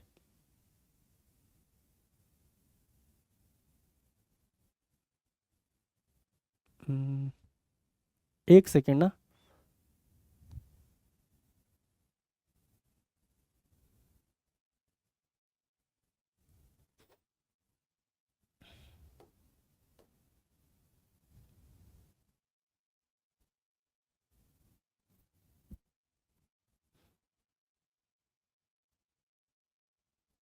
ठीक है, ठीक है, यही होता है आपका, ये लीजिए, ये है आपके यहाँ पे optically active, these are optically inactive. ठीक है, मतलब दोनों इक्वल इक्वल होते हैं। यहां पे अब ये हो गया आपका ऑप्टिकली इनएक्टिव, इनएक्टिव, ये हो गया आपका ऑप्टिकली एक्टिव, एक्टिव, ये हो गया इनएक्टिव। ठीक है, ये लीजिए। अब अगर आपको इतनी कहानी पता है ना, तो सिंपल सी बात है भाई, यहां पे आपका देखिए symmetric molecule n equal to 3 है, तो टोटल स्टीरियो आइसोमर आपके कितने हो जाएंगे यहां से 2 की पावर n माइनस 1, यानी कि 2 की पावर 3 माइनस 1, यानी कि ये हो गया आपका 2 की पावर 2 बोले तो 4। ये है आपके टोटल स्टीरियो आइसोमर। लेकिन यहाँ पे आपसे स्टीरियो आइसोमर नहीं पूछ रहा है, यहाँ पे आपसे ऑप्टिकली एक्टिव स्टीरियो आइसोमर पूछ रहा है। तो ऑप्टिकली एक्टिव तो ये रहा भाई, तो यहां पे आप क्या बोलोगे, जितना आ गया उसको हाफ कर दीजिए, total stereo isomer divide by 2, यानी कि 4/2, ये क्या हो गया आपके ऑप्टिकली एक्टिव हो गए। दीज आर ऑप्टिकली एक्टिव, और दो ही आपके क्या होंगे यहाँ पे ऑप्टिकली इनएक्टिव होंगे। ये लीजिए, आपसे क्या पूछ रहा है ऑप्टिकली एक्टिव, तो इसका राइट आंसर 2 हो जाएगा। ये फॉर्मूला अपने दिमाग में रखिएगा, टर्म्स थोड़ा सा ध्यान से यहाँ पे पढ़िएगा। Now I am moving to next question. ये रहा जनाब आपका अगला क्वेश्चन, थोड़ा सा ना आपका प्रोबेबिलिटी टाइप का है। ठीक है, मतलब थोड़ा सा जो आपका फर्स्ट में आता है, फर्स्ट वाला पार्ट जो होता है आपका पार्ट ए, वहां पे इस तरीके का क्वेश्चन मे बी वो पूछ ले। ठीक है, थोड़ा सा केमिस्ट्री और आपका जर्नल एप्टीट्यूड मिक्स है। अब ध्यान से देखो, यहां पे आपसे बोल रहा है कि इन रिएक्शंस को कंसीडर करो, और उसके बाद बोल रहा है कि a boy is set to choose one of the entity from PQRS। अब देखो PQRS में से उससे बोला कि कोई एक प्रोडक्ट उठा लीजिए। ठीक है, what is the probability that the chosen compound will be anti aromatic. ठीक है, अब ध्यान से देखो, अब देखो टोटल आपके आउटकम्स कितने होंगे। टोटल प्रोबेबिलिटी होती क्या है, प्रोबेबिलिटी होती है आपका रिक्वायर्ड आउटकम, जो आपका चाहिए, नंबर ऑफ, आप क्या बोलोगे, नंबर ऑफ रिक्वायर्ड आउटकम, और डिवाइड में हो गया number of total outcome, total outcome. तो देखिए टोटल तो यहाँ पे आउटकम कितने आपके 4 आउटकम है, ये लीजिए डिवाइड में आपका 4 आ जाएगा। अब यहाँ पे एंटी एरोमेटिक रिक्वायर्ड क्या आपका एंटी एरोमेटिक है, तो एंटी एरोमेटिक कितने केसेस में बन रहा है, सबसे पहले देखो AgNO3 निकालेगा तो यहाँ पे पॉजिटिव आएगा, यस दिस इज एंटी। यहाँ पे SbF5 फ्लोराइड को निकाल लेगा, पॉजिटिव आएगा, तो दिस इज एरोमेटिक, क्योंकि 2 इलेक्ट्रॉन्स है एरोमेटिक। ये लीजिए, यहां पे आपका क्या देखो हीट करोगे तो ये यहां से आगे, ये यहां से आगे, ये यहां से आगे, यस इतना ही तो है।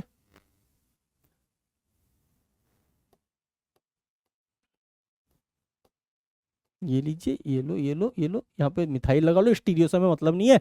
अब देखो भाई ये क्या है आपका, अगेन ये आपका आइदर नॉन एरोमेटिक बोल दो, या यहाँ पे होमो एरोमेटिक बोल दो, होमो एरोमेटिक। ठीक है, तो ये लीजिए, ये भी आपका एंटी एरोमेटिक नहीं है। यहां पे सोडियम क्या कर रहा है, देखो 2 इलेक्ट्रॉन फेंकेगा। देखो सबसे पहले इस पाई बॉन्ड को ना आप ऐसे कंसीडर करो, एक आपका क्या आ गया यहाँ पे निगेटिव चार्ज आ गया, और इधर आपका कैटायन आ गया। इस कैटायन पे अगर एक इलेक्ट्रॉन आया, एक इलेक्ट्रॉन आया, तो उस केस में यहाँ पे रेडिकल अनायन बन जाएगा। और अगर दूसरे सोडियम ने दूसरा भी इलेक्ट्रॉन फेंक दिया, तो ये आपका क्या बन जाएगा, 2 रेडिकल, यानी कि ये आपका अनायन बन गया। ठीक है, तो कुल मिला के यहाँ पे आपका जो सिस्टम है वो बनने वाला है ऐसा। इसको मैं यहाँ पे लिख देता हूँ।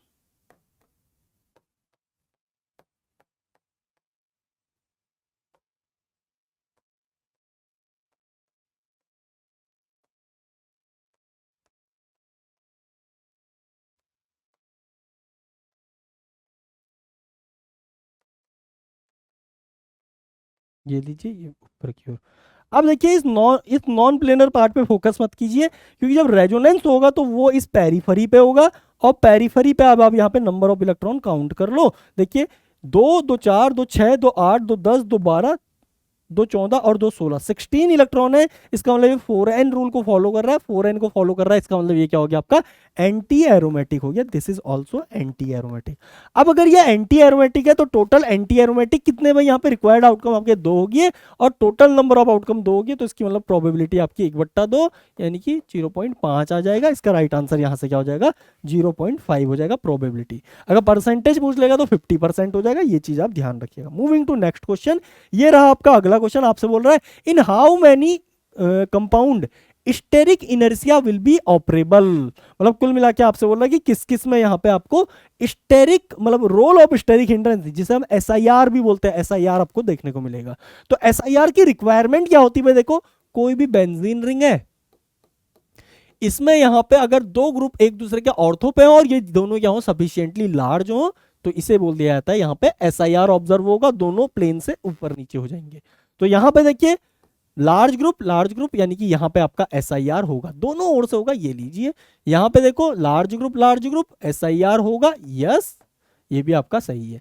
यहाँ पे स्मॉल ग्रुप है, स्मॉल ग्रुप के साथ कोई हिंड्रेंस होता नहीं है, तो ये आपका नो SIR का केस है। यहाँ पे भी देखिए हाइड्रोजन हाइड्रोजन, लेकिन नीचे देखो भाई हमें ऑर्थो से मतलब है, ऐसा नहीं है कि ऊपर ही होना चाहिए, नीचे भी तो दो हो सकते हैं ना एक दूसरे के ऑर्थो पे। तो यहाँ पे आपका SIR होएगा, यस ठीक है। यहां पे अगेन आपका SIR होएगा, यस। यहां पे आपका SIR होएगा, यस ठीक है। और इसमें अब देखो स्मॉल ग्रुप आ गया, नो ठीक है। स्मॉल ग्रुप किसे बोलते हैं, जैसे कि आपका OH हो गया, उसके अलावा आपका NH2 हो गया, ठीक है, फ्लोरीन हो गया, जो आपके सेकंड पीरियड के एलिमेंट है। इसके अलावा इनके डेरिवेटिव ये कभी कभी क्या करते हैं भाई, आपका ये जैसे ये आपका क्या होता है ना बॉर्डर लाइन केस होता है, कभी ये आपका बिग ग्रुप की तरह काम करता है, कभी नहीं करता है, डिपेंडिंग ऑन कि इसके साइड में दूसरा ग्रुप कौन सा है। अगर आपका स्मॉल ग्रुप होता मिथाइल वगैरह तो उस केस में तो ये नहीं करता, लेकिन अगर NO2 लाइक ग्रुप आ गया तो वहां पे क्या करता है, SIR शो करता है। तो ये बॉर्डर लाइन है। इसके अलावा नाइट्रोजन बेस्ड जितने होंगे तो लार्ज ग्रुप की तरह यहाँ पे बिहेव करेंगे ही, ये तो ऑलवेज लार्ज ग्रुप की तरह बिहेव करते हैं, ठीक है। अब यहाँ पे से आपका राइट आंसर क्या हो जाएगा, 1 2 3 4 5, 5 will be the right answer, ये लीजिए। मूविंग टू नेक्स्ट क्वेश्चन, ये रहा आपका अगला सवाल। आपसे बोल रहा है भाई यहाँ पे number of correct statement among the following reaction is. यहाँ पे आपके सामने कुछ रिएक्शंस लिखी हैं और आपसे बोल रहा है जनाब इनमें से यहाँ पे करेक्ट स्टेटमेंट कौन सा होगा। सबसे पहले बात बोल रहा है यहाँ पे नॉरिश टाइप 2 रिएक्शन की, बोल रहा है कि gamma hydrogen transfer occur intramolecularly followed by alpha beta cleavage, alpha beta cleavaging होती है। देखो नॉरिश टाइप 2 की रिक्वायरमेंट क्या होती है, सबसे पहले आपको समझना पड़ेगा। कोई भी कार्बोनिल कंपाउंड है और उसमें अगर यहाँ पे अल्फा बीटा और गामा कार्बन है, गामा कार्बन का होना ही रिक्वायरमेंट नहीं है, गामा कार्बन पे आपका प्रोटॉन का होना फिर रिक्वायरमेंट है, और ये प्रोटॉन इसके साथ क्या करे, एक 6 member chair like transition state यहां से फॉर्म कर ले, ये इसकी रिक्वायरमेंट है, ताकि जैसे ही आप यहां पे रेडिएशन डालो ये क्या करे, यहां पे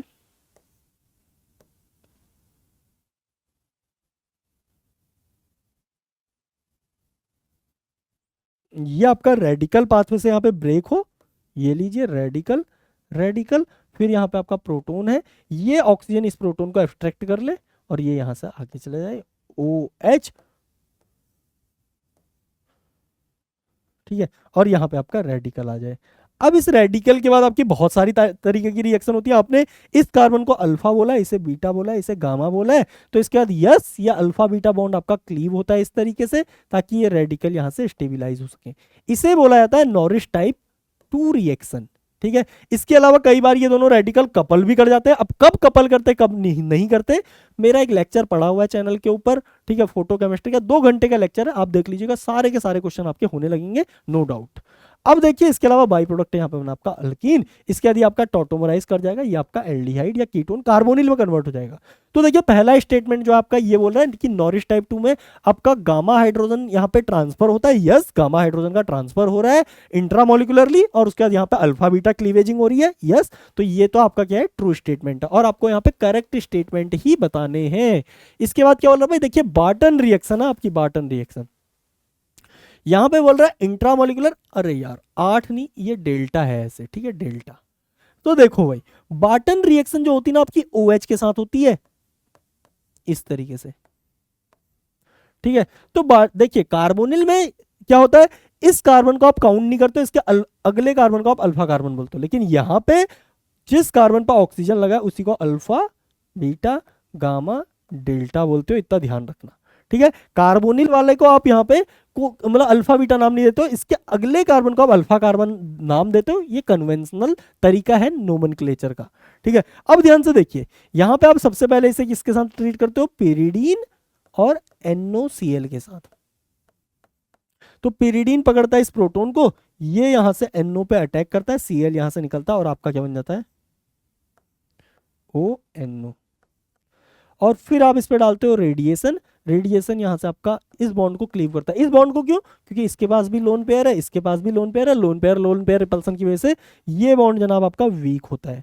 तो जब ब्रेक होगा ऑक्सीजन के ऊपर आएगा रेडिकल, ये लीजिए, और ये क्या करेगा फिर इस डेल्टा कार्बन का प्रोटॉन यहां से एब्स्ट्रैक्ट कर लेगा, ये लीजिए। आई थिंक ये चीज आपको क्रिस्टल क्लियर हुई होगी। अब देखिए दोनों में कहानी सेम है, बट इसमें हम इसे गामा कार्बन बोल रहे हैं, इसमें डेल्टा कार्बन बोल रहे हैं। क्यों? Because our starting materials are different. ठीक है, तो यस यहाँ पे गामा हाइड्रोजन का एब्स्ट्रैक्शन हो रहा है, ये स्टेटमेंट भी क्या है यहाँ पे ट्रू स्टेटमेंट है, ये लीजिए। ठीक है, इसके बाद यहाँ पे ये OH आ गया, और ये गामा सॉरी ये डेल्टा हाइड्रोजन पे आपका रेडिकल आता है, जो कि यहाँ पे रेडिकल आया आपका इस तरीके से, और ये रेडिकल इस NO रेडिकल के साथ यहाँ पे कपल हो जाता है, आपका यहाँ पे NO आया था डेल्टा कार्बन पे। अब बोल रहे हैं in Hofmann Loffler Freytag reaction gamma hydrogen transfer occur intramolecularly. एक बार देख लेते हैं इसे भी। देखो भाई, जो रिएक्शन आपने यहाँ पे अल्कोहल के साथ कराई है, हॉफमैन लॉफलर में क्या होती है, यही सेम रिएक्शन आपकी अमीन के साथ होती है।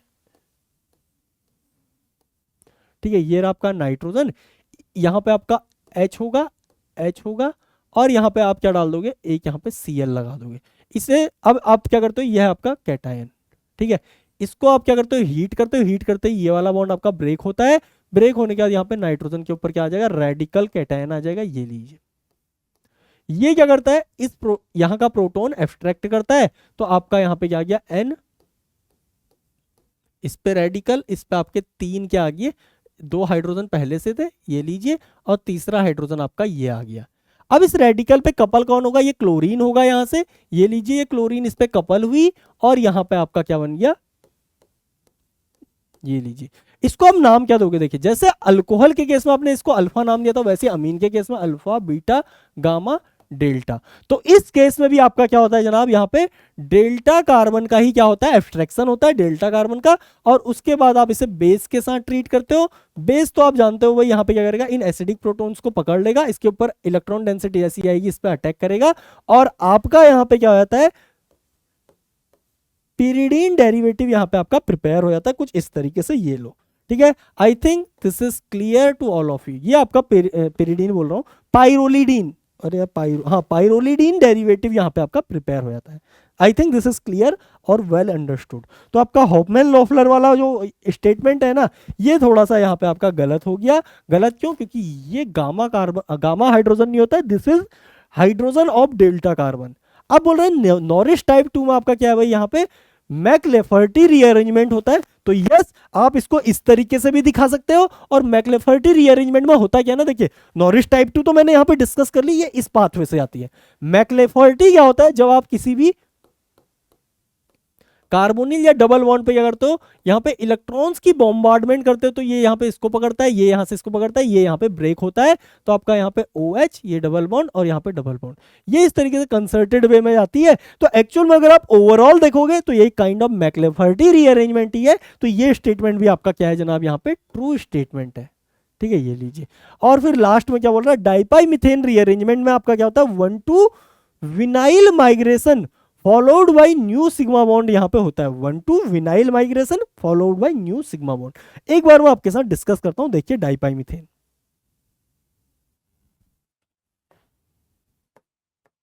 देखो जी, डाइपाई मिथेन में आपका पहले तो 1,4 डाइईन होनी चाहिए, ये लीजिए। आप इसे रेडिएशन के साथ ट्रीट करोगे तो ये यहां से कपल करेगा, ये यहां से कपल करेगा, और आपका यहाँ पे डाई रेडिकल फॉर्म हो जाएगा, ये लो, ये रेडिकल, ये रेडिकल। इसके बाद यहां से क्या होता है ना, देखो ध्यान से देखिएगा, ये इस कार्बन पे अटैच्ड है, इस कार्बन पे। ठीक है, अब ध्यान से देखिए, ये विनाइल ग्रुप है आपका, ये भी विनाइल ग्रुप है, ये आप जानते हो। इसके बाद यहां से क्या होता है, ये बॉन्ड आपका ब्रेक होता है, ये बॉन्ड आपका यहाँ पे कपल हो गया, ये लीजिए, और आपका यहाँ पे क्या हुआ, ये लो, यहाँ पे आपका डबल बॉन्ड आ गया, और ये आपस में कपल हो गए दोनों रेडिकल। तो एक्चुअल में जो विनाइल ग्रुप आपका इस कार्बन से अटैच था, वो यहां से ब्रेक होके इधर आ गया। तो बिल्कुल यहां पे विनाइल ग्रुप का माइग्रेशन हुआ, और माइग्रेशन तो हुआ ही, उसके अलावा और क्या चीज बोल रहा है यहाँ पे, followed by formation of new sigma bond. Yes, इसके बाद यहां पे क्या होता है, आपका नया सिग्मा बॉन्ड भी फॉर्म हुआ। कौन सा?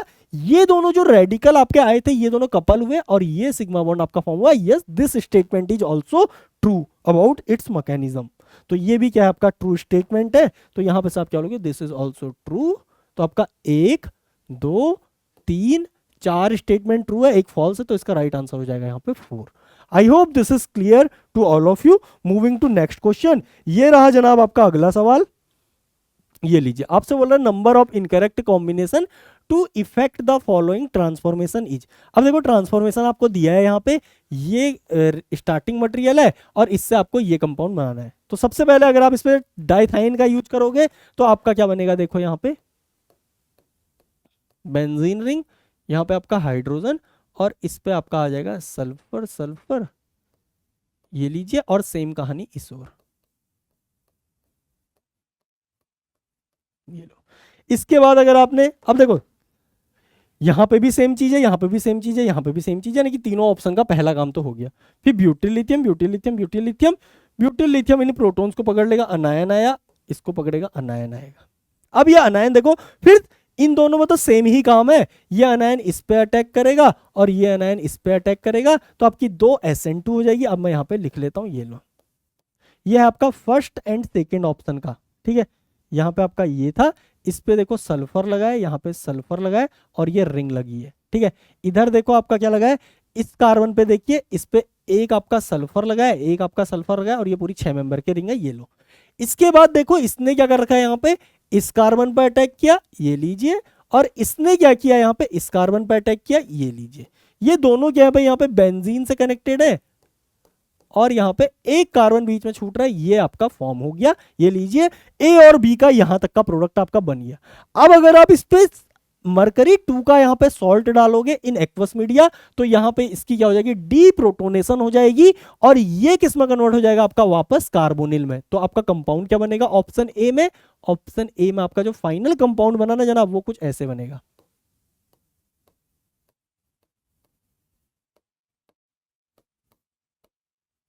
ये लो। यहां पे आपका कार्बोनिल रीजनरेट हुआ, यहां पे आपका कार्बोनिल रीजनरेट हुआ। आपको रिक्वायर्ड यहां पे कार्बोनिल था नहीं, तो ऑप्शन 1 तो इसका राइट आंसर नहीं है। अब दूसरे केस में रेनी निकिल डाल दिया है इसी कंपाउंड पे। रेनी निकिल क्या करेगा, यहाँ पे मोजिंगो रिडक्शन, इसकी हाइड्राजीनोलिसिस कर देगा, ये लीजिए हाइड्राजीनोलिसिस, तो यहाँ पे आपके हाइड्रोजन चिपक जाएंगे। तो यस, इस केस में यहाँ पे दो के दो हाइड्रोजन आ गए, तो ये ऑप्शन 2 तो आपका यहाँ पे क्या है, करेक्ट आंसर है। उसके बाद देखिए तीसरे और चौथे में से भी कोई हो सकता है। अब देखो तीसरे में जब आप डायरेक्टली यहाँ पे अटैक करोगे, तो आपका यहाँ पे हम मान लेते हैं भाई, यहाँ पे एडिशन एलिमिनेशन रिएक्शन हुई। देखो इस कार्बन ने क्या किया है, यहाँ से इस कार्बन ने, सॉरी, इस कार्बन ने अटैक किया डायरेक्टली इस कार्बन पे, यानी कि बेंजीन पे डायरेक्ट,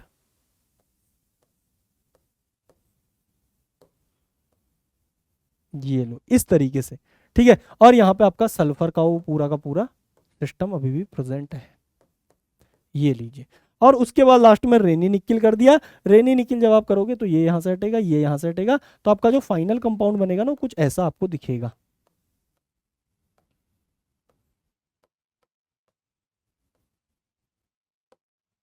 ये लीजिए, ठीक है। फाइनल कंपाउंड आपका इस तरीके का दिखा। यहाँ पे ब्रीजिंग क्या है भाई, देखो एक एक ही कार्बन की है, बट रिक्वायर्ड आपको यहाँ पे 2 कार्बन की थी, इसलिए तीसरा वाला आपका इनकरेक्ट हो गया। चौथे केस में क्या बोल रहा है, देखो हम पहले यहाँ पे मैग्नीशियम को यहाँ पे क्या करेंगे, इस 1 2 मतलब यहाँ पे डाइब्रोमो कंपाउंड के साथ ट्रीट करेंगे, तो यहाँ पे आपका क्या होगा, ग्रिग्नार्ड रिएजेंट सबसे पहले फॉर्म होगा, ये लीजिए MgBr, MgBr। अब किसके साथ ट्रीट करोगे, तो ये लीजिए भाई, यहां पे इसको इसके साथ ट्रीट कर देते हैं,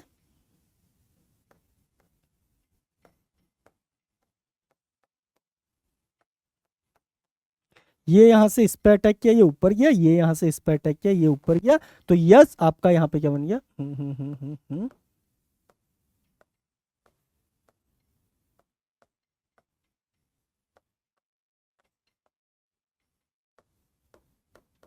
ओ एच, ओ एच, ये लीजिए, ये आपका यहाँ पे फॉर्म हो गया। उसके बाद कंसंट्रेटेड H2SO4 डाल दिया, तो लास्ट में आपका क्या हो जाएगा, यहाँ से इसका डिहाइड्रेशन हो जाएगा, इस पे H आ गया, ये प्लस हो गया, तो यहाँ से आपका प्रोटोन गिरेगा, ये यहाँ से निकल जाएगा। तो आपका फाइनल आंसर क्या बनेगा, यहाँ पे डबल बॉन्ड, ये लीजिए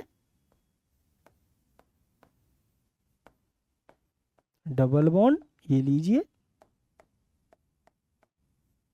ये लो, ये कंपाउंड फाइनली आपका फॉर्म हो जाएगा। और यहाँ पे एडिशनल डबल बॉन्ड्स आपको दिख रहे होंगे, स्कैफोल्ड सिमिलर है बट डबल बॉन्ड यहाँ पे देखिए इसमें आपके एडिशनल आ रहे हैं, तो दैट्स वाई ये वाला भी आपका राइट आंसर नहीं होगा।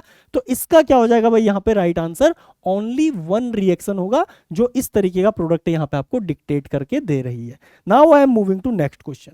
ये रहा जनाब आपका अगला सवाल। इसमें आपसे बोल रहा है इन द फॉलोइंग रिएक्शन ना, in the following number of reaction sequence is correct for the synthesis of the following compound। ये देखिए x आपको यहाँ पे दिया है।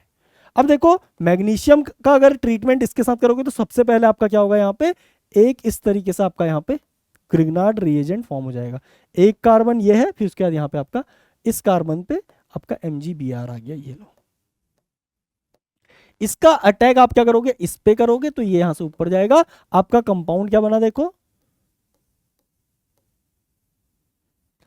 ये देखिए ये कार्बन अटैच हुआ आपका इसके साथ, इस पे आपका एक तो O माइनस आया और एक इसी पे आपका मिथाइल भी लगाया इसी कार्बन पे, और यहीं पे से आपका यहाँ पे आगे साइक्लोप्रोपाइल ग्रुप लगाया, ये लीजिए।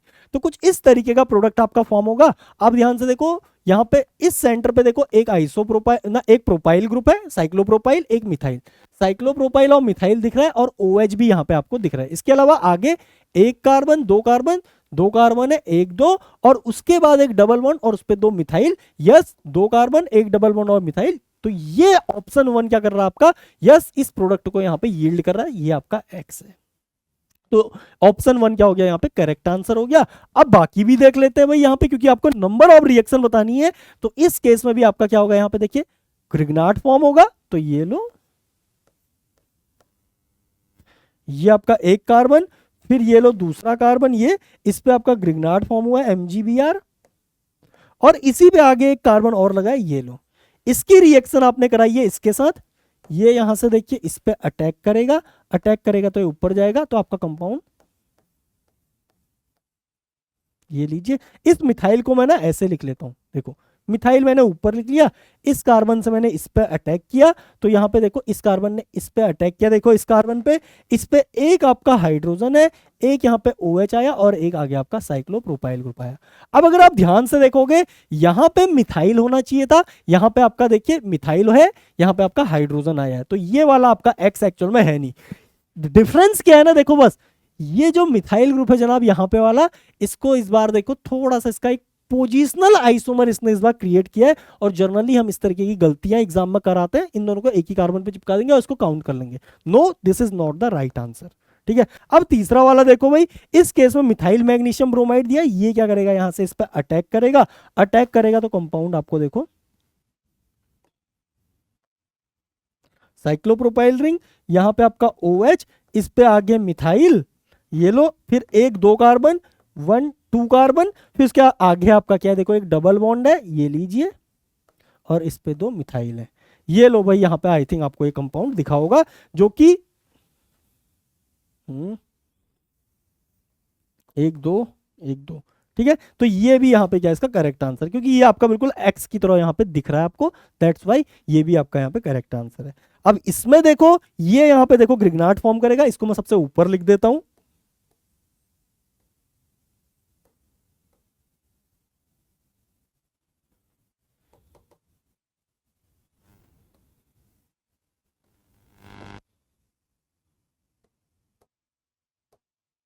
MgBr। फिर इसके बाद सेकेंड स्टेप में आपको यहाँ पे क्या दिया, अल्लाइल ब्रोमाइड दे रखा है, ये लो Br, एक कार्बन है बीच में, फिर आगे डबल बॉन्ड आ गया और इस पे तो मिथाइल आ गई, ये इस पे अटैक करेगा, ये यहाँ से निकलेगा SN2 माफिक, और यहाँ पे आपका ये आया साइक्लोप्रोपाइल रिंग। इसके बाद ऊपर एक यहाँ कार्बन है, इस पे एक मिथाइल लगा है, इस कार्बन ने अटैक किया है इस पे, तो एक कार्बन यहाँ पे मैंने ये लगा दिया, इसके आगे आपका देखो डबल बॉन्ड आ गया और इस पे मिथाइल आ गया। अब अगर आप इसको थोड़ा सा देखोगे ना, इसमें तो ना आपका एक तो OH भी नहीं है, ठीक है, OH नहीं है तो डायरेक्टली आपका ये यहाँ पे क्या हो गया, रिजेक्ट हो गया। तो इसमें आपकी क्या है, दो रिएक्शन आपका क्या कर रही है, ये एक्स कंपाउंड को यील्ड कर रही है, दैट्स वाई, और यहाँ पे राइट आंसर क्या हो जाएगा आपका 2 हो जाएगा। Now I am moving to next question. Okay, इस क्वेश्चन में आपसे बोल रहा है find out the major products in the following synthesis. आपके सामने एक सिंथेसिस लिखी है, आपसे बोल रहा है भाई बताओ मेजर प्रोडक्ट यहाँ पे क्या होगा। अब देखो भाई, कभी भी मेजर प्रोडक्ट का अगर सवाल आ जाए ना, तो कभी भी दो मेजर प्रोडक्ट आपके हो नहीं सकते। अगर 10 भी प्रोडक्ट फॉर्म हो रहे तो उनमें से कोई एक ही मेजर प्रोडक्ट होगा। तो भले ही वो इस तरीके का सवाल आपको एमएसक्यू में दे दे, लेकिन ध्यान से सुनिएगा, आपका जवाब हमेशा क्या होगा, उसका एक ही होगा, क्योंकि दो प्रोडक्ट आपके कभी भी मेजर नहीं हो सकते। मेजर आपका 10 भी बन रहे तो उनमें से कोई एक क्या होगा, सबसे ज्यादा फॉर्म हो रहा होगा, भले ही वो 51% फॉर्म हो रहा हो, भले ही वो 41% फॉर्म हो रहा हो, बाकी सब मिला के आपका क्या हो रहे हो, फिर यहाँ पे कितना 59% फॉर्म हो रहे हो। ठीक है, तो यहां पे आपका क्या होगा, सबसे पहली चीज एक ही आंसर आपका सही हो सकता है, ये चीज आपको यहां पे नोट कर लेनी है। अब देखो देखो टोसिक एसिड के साथ ट्रीट किया और यहाँ पे वाटर को क्या कर दिया, इसने कंडेंस कर दिया है, और यहाँ पे एक अल्कोहल है, एक OH है, तो ये क्या करेंगे भाई, यहाँ से एस्टर फॉर्म कर लेंगे, ये लीजिए। ठीक है, ये लीजिए, तो ये क्या हो गया, ये वाला और ये वाला राइट आंसर हो गया। 3 मेंबर का एस्टर ना जनरली इतनी आसानी से फॉर्म होता नहीं है। ठीक है, क्योंकि यहां पे अगर आप देखोगे ये आपका sp2 हाइब्रिडाइज है, रिक्वायरमेंट है 120 डिग्री की और मिल रहा है इसको यहाँ पे 60 degree, due to this angle strain ये यहाँ पे फॉर्म नहीं होगा। अब देखो ये सी तो आपका यहाँ पे आइदर ए और बी वाले ऑप्शन में आपका मैच कर गया, सी डी आपके डायरेक्टली एलिमिनेट होगी। उसके बाद यहाँ पे TbSCl दिया है, लेकिन एक इक्विवेलेंट दिया है, किसकी प्रोटेक्शन करोगे, दिस इज द क्वेश्चन। अब देखो इसकी तो प्रोटेक्शन आप कर भी नहीं सकते थे, क्योंकि ये टर्सरी अल्कोहल था यार। टर्सरी अल्कोहल क्या होते हैं, बल्कि होते हैं, इसलिए वो खेल गया आपके साथ, उसने टर्सरी अल्कोहल दोनों में ही प्रोटेक्ट नहीं किया। अब बचे हुए दो जो सेकेंडरी अल्कोहल है, जिनका हिंड्रेंस सेम है, उनमें से आप किसको प्रोटेक्ट करोगे, इसको जानने के लिए आपको ड्रॉ करना पड़ेगा इसका कन्फर्मेशन। देखिए मैं ड्रॉ करके दिखाता हूं, ये रहा। यहां पे देखो ऊपर की ओर मैं क्या लगाता हूं, CO और यहां पे OH। ठीक है, इस पे OH नीचे आ गया, फिर देखिए बीच वाले कार्बन पे कुछ नहीं है, ये जो जहां पे O आ रहा है ना ऊपर की ओर, ये इसके अगले पे एक OH नीचे है और अगला OH भी नीचे है। अब आपको बता भाई एक्सियल अल्कोहल क्या करते हैं ना, 1,3 डायक्सियल रिपल्सन लगाएंगे इस TbS पे जब ये अटैक करने जाएगा, ये लीजिए, तो यहां से 1,3 डायक्सियल रिपल्सन लगेगा, लेकिन ये क्या करेगा, बहुत इजीली यहां पे पकड़ लेगा, क्योंकि आप जानते भी हो इक्विटोरियल अल्कोहल क्या होते हैं, इजीली प्रोटेक्ट हो जाते हैं। अगर आपको नहीं पता तो एक बार प्लीज रिवीजन सेशन देखिएगा जो हमने करा रखा है यहाँ पे। ठीक है, तो उसमें सारी चीजें डिटेल में आपके साथ डेलिब्रेट की गई है। अब ध्यान से देखिएगा, अगर आप यहाँ पे देखोगे तो यस इसका यहाँ पे प्रोटेक्शन होगा, यानी कि आप क्या बोलोगे, इस ऑक्सीजन से अगले का नहीं, इससे नेक्स्ट टू नेक्स्ट का यहाँ पे प्रोटेक्शन आपको करना है, ऑक्सीजन से नेक्स्ट का नहीं, नेक्स्ट टू नेक्स्ट का। यस, यानी कि ये option B is the right answer. Moving to next question, ये आपसे बोल रहा है भाई देखो, number of stereo center having R configuration in C4 epimer of D idose. बहुत इंटरेस्टिंग क्वेश्चन है। इसके लिए आपको ना थोड़ा सा आइडोज का स्ट्रक्चर पता होना चाहिए, आइडोज का स्ट्रक्चर क्या होगा। ठीक है, अब मैं आपको बताता हूं भाई। देखिए कभी भी अगर आपको ये निकालने हो ना, वैसे इसका बहुत लंबा तरीका होता है, लेकिन मैं डायरेक्टली इसका स्ट्रक्चर आपको लिख के यहाँ पे बता देता हूँ। ठीक है, वैसे अगर आपने कभी भी एक लेक्चर है मेरा यूट्यूब के ऊपर, वहां पे मैंने आपको टोटल 16 के 16, मतलब 8 तो मैंने आपको ड्रॉ करके दिखाए हैं, 8 के 8 जो आपके ये क्या होते हैं, सुगर्स होते हैं 6 कार्बन वाले, उसके अलावा बाकी जो बचे हुए 8 हैं, टोटल 16 होते हैं, तो बचे हुए 8 क्या होते हैं, उनकी मिरर इमेजेस होती हैं। अब देखो डायरेक्टली मैं इसका स्ट्रक्चर आपके सामने लिख देता हूं, वरना आप मेरा वो लेक्चर भी यहाँ पे पर यूज कर सकते हो इसके लिए। ठीक है,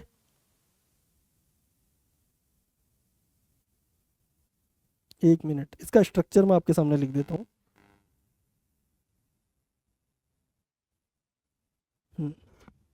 देखो भाई, जो आपका आइडोज होता है, ये तो आप सब जानते हो, CHO यहाँ पे होगा और CH2OH नीचे होगा।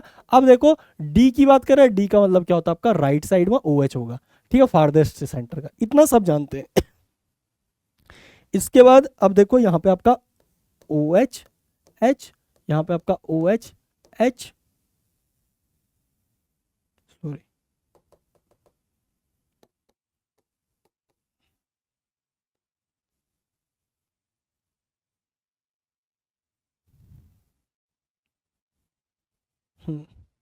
OH ये लीजिए। ठीक है, ये लीजिए, CHO OH H, HOH OH H HOH। ठीक है, दिस इज योर डी आइडोज। ये क्या है भाई आपका यहाँ पे, डी आइडोज है, आइडोज। अरे यार, ये लीजिए। अब देखो इसमें अगर आप आर एस निकालने जाओगे तो आपको पता है भाई these vertical bond are, these horizontal bond are wedge, और वर्टिकल बॉन्ड क्या होते हैं, डैश होते हैं, सिंपल सी बात है। देखिए फर्स्ट प्रायोरिटी इसकी, ऊपर कार्बन आपका 2, इधर 3, और ये हो गया आपका 4, 1 2 3 क्लॉकवाइज, क्लॉकवाइज बोले तो दिस इज एस। यहाँ पे आप देखो इसका आप क्या निकाल दोगे, ये आर हो जाएगा, सिमिलरली ये आपका एस हो जाएगा, और ये क्या हो जाएगा आपका आर हो जाएगा। तो आप क्या बोलोगे जनाब यहाँ पे कि आपका इसमें कितने आर आ रहे, the number of stereo center having R configuration, तो आप बोल दोगे इसका आंसर क्या है, यहाँ पे 2 आंसर है, ये लीजिए, और आप यहाँ पे 2 लिख दोगे और आपका आंसर क्या हो जाएगा, यहाँ पे गलत हो जाएगा, ये लो। अब गलत क्यों होगा ये समझिए, उसने आपसे डी आइडोज में कितने आर कॉन्फ़िगरेशन होंगे ये नहीं पूछा है, उसने ये पूछा है कि जो इसका C4 एपीमर होगा। अब एपीमर्स होते क्या है, सबसे पहले आपको ये पता होना चाहिए, एपीमर होते हैं जो इसका डाया स्टीरियोमर होगा, पर्टिकुलरली सिर्फ एक कार्बन पे, बाकी सेंटर्स पे स्टीरियो सेम होगी, सिर्फ एक कार्बन पे आपकी स्टीरियो चेंज होगी। अब वो सेंटर होगा कौन सा, वो यहां पे लिखा है कि वो C4 सेंटर पे एपीमर है, this is 1, this is 2, this is 3, this is 4, यानी कि यहां पे की स्टीरियो आप पलट दोगे तो इसका C4 एपीमर हो जाएगा CHO HOH, यहाँ पे OH राइट में था, ये लीजिए, बाकी सब सेम है, C4 सेंटर पे आपकी स्टीरियो क्या हो जाएगी, रिवर्स हो जाएगी, ये लीजिए OH H, और यहाँ पे CH2 OH।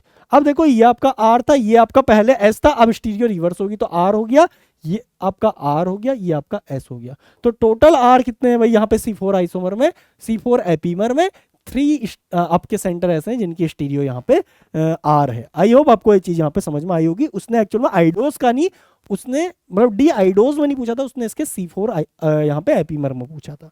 Okay, now I am moving to next question. ये रहा भाई आपका the PI value of salt of aspartic acid is given below. अच्छा इसमें यार इन्होंने स्ट्रक्चर मिस कर दिया, स्ट्रक्चर इन्होंने इसमें मिस कर दिया, मैं आपके सामने स्ट्रक्चर लिख देता हूँ यार, ठीक है, थोड़ा सा इस क्वेश्चन में एक पार्ट मिस कर दिया है इन्होंने। हाँ ये देखो कुछ इस तरीके से, एस्पार्टिक एसिड आप जानते हो भाई, यहाँ पे आपका क्या होगा, CH2OH,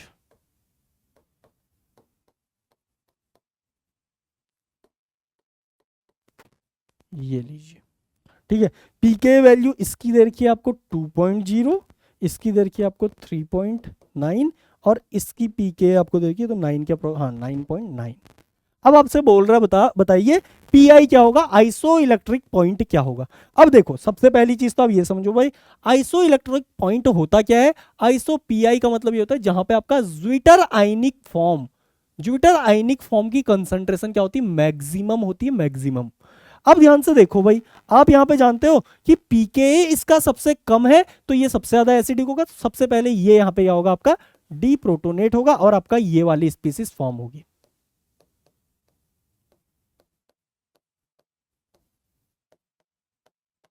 इसका पीके कितना, आपका पीके है आपका 2। फिर इसके बाद क्या होगा, फिर सेकंड नंबर पे इसका पीके है, अब ये सेकंड नंबर पे एसिडिक है, तो इसका मतलब अब ये आपका डीप्रोटोनेट होगा, ये लीजिए CO2 माइनस प्लस। फिर इसके बाद तीसरे नंबर पे इसका पीके है, अब ये क्या होगा आपका, डीप्रोटोनेट होगा, ये लीजिए CO2 माइनस। तो ध्यान से देखिए, ये पीके आपको दिया था 2, ये आपको दिया है 3.9, और ये आपको दे रखा है 9.9। अब आप जब न्यूट्रल अमाइनो एसिड होते हैं ना, तो वहां पे तो 2 ही पीके होते हैं, एक अमीन वाले पोर्शन का, एक आपका एसिड वाले पोर्शन का, तो वहां पे तो दोनों का आप सम्मेशन कर देते हो, पीके निकल आता है। अब इस केस में इन दोनों का एवरेज करें या इन दोनों का एवरेज करें, दिस इज द क्वेश्चन। बहुत सिंपल टर्म्स में आपको बताता हूं, देखिए हमें कंसंट्रेशन किसकी चाहिए, यहां पे हमें चाहिए ज्विटर आयनिक फॉर्म की, यानी कि जो ओवरऑल न्यूट्रल हो बट उसमें पॉजिटिव और नेगेटिव चार्ज क्या हो, प्रेजेंट हो। ओवरऑल मॉलिक्यूल न्यूट्रल बट उसमें एक पॉजिटिव एक नेगेटिव आपका प्रेजेंट होगा, जो कि आपको दिख रहा है यहां पे, ये आपकी ज्विटर आयनिक फॉर्म है, किन दो पीके के बीच में लाई कर रही है, इसके और इसके। तो आप क्या बोल दोगे जनाब, इन दोनों का एवरेज क्या होगा, ये वो पीएच होगा जहां पे इसकी कंसंट्रेशन मैक्सिमम होगी। तो ये हो गया आपका 4 नहीं यार 5.9, ये हो गया आपका 2.95, ये लीजिए pH इक्वल टू 2.95, तो इसका राइट आंसर हो जाएगा 2.95, ये लीजिए। अब देखिए एक सिमिलर सा क्वेश्चन यहाँ पे मैं आपके लिए लेके आया हूँ। देखिए आपसे क्या बोल रहा है, amino acid having 3 ionizable group, यानी कि कुल मिला के आपका एसिडिक या बेसिक होगा। अब उसके बाद क्या बोल रहा है, पीकेएज आपको दिए, ये लीजिए, ये लीजिए और ये लीजिए। आपसे बोल रहा है iso electric point given of given amino acid will be. अब आपको क्लियर है भाई, ठीक है, कि ये भी क्या है आपका, देखिए एक एसिडिक अमाइनो एसिड है, और एसिडिक अमाइनो एसिड में फर्स्ट टू जो आपके पीके होते हैं उनका क्या होता है, यहाँ पे सम्मेशन ही आपका क्या होता है, आइसो इलेक्ट्रिक पॉइंट होता है। आपको मैं एग्जांपल बताता हूँ, देखिए 11 तो हमने पढ़ लिया। अगर यहीं पे बेसिक अमाइनो एसिड होता ना, जैसे सपोज करो यहाँ पे आपका NH3 तो होगा ही होगा, क्योंकि अल्फा अमाइनो एसिड है। एन ओ यार, ये लीजिए NH3, यहाँ पे आपका मैं देखो CH2 CH2 CH2, यहाँ पे मैं NH3 लिख देता हूँ। इसे बोला जाता है लाइजीन, CO2H, ठीक है, इसके ऊपर प्लस, इसके ऊपर प्लस। अब सबसे ज्यादा पीके होता है इसका, तो सबसे पहले आपका ये डी प्रोटोनेट होगा,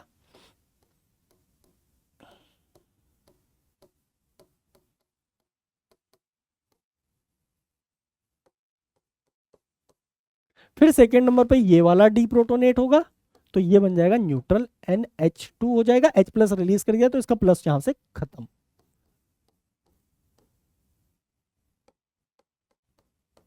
ये लीजिए।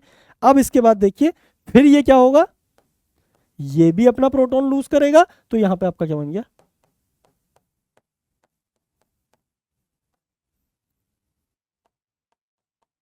ये लीजिए। अब ये है आपका PK1, ये है आपका PK2, ये है आपका PK3। अब आपको पता है भाई हमें निकालना क्या है, iso electric point. Iso electric point बोले तो क्या होता है, वो कंसंट्रेशन जहां पे आपकी ज्विटर आयनिक, यानी कि overall neutral molecule, but inside क्या होगा, उसके equal amount of positive negative charge होगा। तो इसकी कंसंट्रेशन यहाँ पे क्या होनी चाहिए, मैक्सिमम होनी चाहिए। ये किन दोनों पीएच के पीकेएस के बीच में लाई कर रहा है, PK2 और PK3। तो यहाँ पे आप क्या बोलोगे जनाब, इसका जो पीआई होगा वो PKA2 plus PKA3 divide by 2 होगा। लेकिन किसके लिए, फॉर बेसिक अमाइनो एसिड।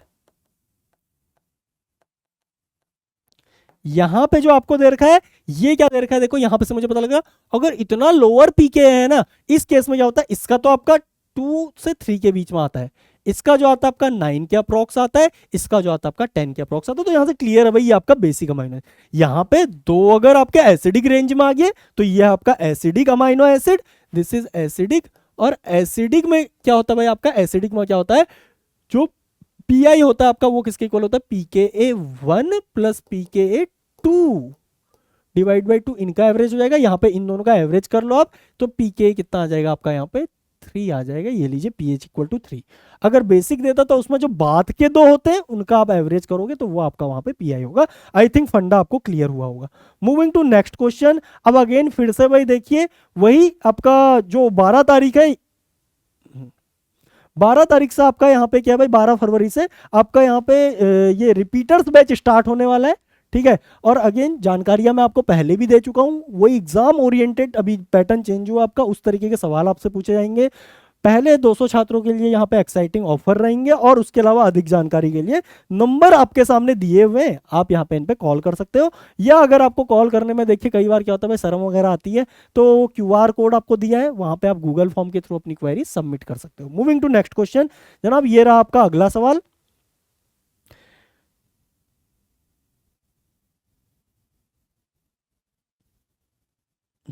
ये रहा आपका अगला सवाल। इसमें आपसे क्या बोल रहा है भाई, देखो consider the following statement about elimination reaction, the number of correct statement is are. अब आपसे बोल रहा है भाई यहाँ पे कि कौन कौन सा स्टेटमेंट यहाँ पे करेक्ट है।